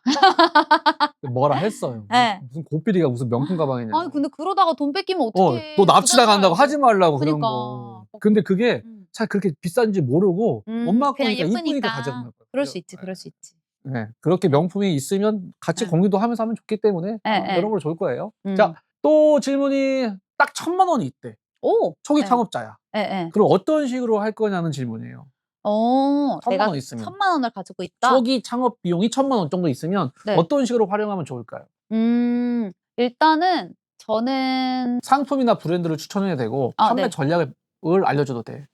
이거는 좀 명확한데 이게 제 방법이니까 네네네네. 예 네. 제 개인적인 방법을 공유를 드리자면 명품이라고 해서 그 초반에는 특히나 뭐 가방들 솔직히 캘리백 이런 거 몇 천만 원씩 하잖아요. 네네. 그런 것들 굳이 사실 필요 없어요. 굳이 사실 필요 없고 전 초반에 "경험을 많이 쌓으셔라."라고 얘기하는데 이게 경험을 많이 쌓는 것도 그렇고 회전율 관련해서도 있는데 100만 원 미만 명품 많이 하시면은 되게 좋아요. 저도 이렇게 섞어서 하거든요. 7:3 정도로 섞어서 하는데 100만 원 미만을 70%의 비율로 사입을 하고 100만 원 이상의 고가품을 30% 정도로 사입을 해요. 그러니까 그러면은 확실히 100만 원 미만짜리 제품은 빨리 나가요. 그러니까 사람들이 50만 원짜리 가방을 살 때랑 500만 원짜리 그쵸. 가방을 살 때랑 고민하는 게 또 다를 거 아니에요. 세상에 뭐 살면서 500만 원짜리 가방 살 일이 엄청 많지는 그쵸. 않잖아요. 50만 원짜리는 뭐 1 년에 한 번 정도는 살 수 있겠지만 그래서 저는 일단 저가 제품들 위주로 많이 하고 그걸 70% 정도로 채워요. 그리고 나머지 30%는 마진이 좀 많이 남는 애들. 100만 원 이상짜리 제품들. 요런 걸로 채워 넣는데 요렇게 1,000,000 원을 요런 식으로 굴리시면 되게 괜찮아요. 그러니까 1,000,000 원으로 뭐 500만 원짜리 2개를 살 수도 있지만 저는 사실 초반에는 뭐 50만 원짜리도 사고 100만 원짜리도 사고 20만 원짜리도 사고 요렇게 하면은 경험이 늘기 때문에 어떤 게 좀 돈이 될지가 좀 보이거든요. 그래서 좀 나눠서 100만 원 미만의 좀 저렴한 명품을 네네. 많이 하셔라. 이런 것들 되게 많거든요. 네네네. 나 자꾸 이런 얘기하면 이렇게 머릿속에서 또 자꾸 웃음이 나는 게 뭐냐면 지금 뭐예요? 또 재밌는 게 말씀하시는 게 예. 제가 생각하는 돈 버는 구조가 다 똑같다 결론은. 1,000,000 원인데 리스크가 있으니까 100만 원짜리 여러 개 나눠서 해라고 하잖아요. 네. 요즘 제가 코인 트레이딩에 공부를 많이 하고 있거든요. 예예예예. 결국에는 분산 투자. 종목을 분산해라. 모든 부동산 몰빵하지 말고 분산해라 하는 것처럼 결국 네. 다 리스크 분산하기 위해서 이렇게 하는 건 공통된 내용 같아요. 네네. 갑자기 머릿속에서 차트가 생각나 가지고. 그러니까 어쨌든 요런 것도 분산도 하고 잘 될 것 같은 거 좀 비싼 것도 1-2 개씩 매입을 해서 팔아보고 네네네. 요런 식으로 하면은 안정적으로 이 그럼요. 70% 안에서 안정적으로 돈을 벌면서 이 30% 에서는 수익률을 극대화할 수 있으니까 이런 게 좋은 것 같아요. 자꾸 수익률 얘기하니까 저 차트가 예. 그려졌어 머릿속에. 그니까. 그러면 결국에는 1,000,000 원이면 100만 원짜리 10개를 나눠서 할 때 네. 여러 브랜드 하기는 금액이 작잖아요. 예를 들면 음. 샤넬만 10개 이렇게 하나요? 아니면 샤넬 종목도 또 분산하나요? 좀 분산을 해요. 그럼 분산을 네네네. 하고 브랜드별로 또 많이 남는 게 있고 좀 덜 남는 게 있어요. 덜 남는 게 있는데 덜 남는데도 불구하고 엄청 저렴하게 가지고 올 수 있다든가 순환이 진짜 빨라서 가져오면 나간다든가 이런 애들은 쪼끔 덜 남아도 해요. 오케이. 예. 네, 또 질문 받겠습니다. 감가 많이 내는 브랜드는 어떻게 구분할까요? 라는 질문이거든요. 감가 되는 이것도 명품도 있을까요? 많이 되는? 많아요. 많아요. 아까 말하는 그 페라가모 가방 그거 그러니까 예시를 또 이렇게 예시를 들면 쪼끔 쉬울 것 같아서 아까 제가 되게 힘들게 팔았다는 그 페라가모 가방이 그게 지금 이제 공홈가가 한 300만 원 정도 돼요.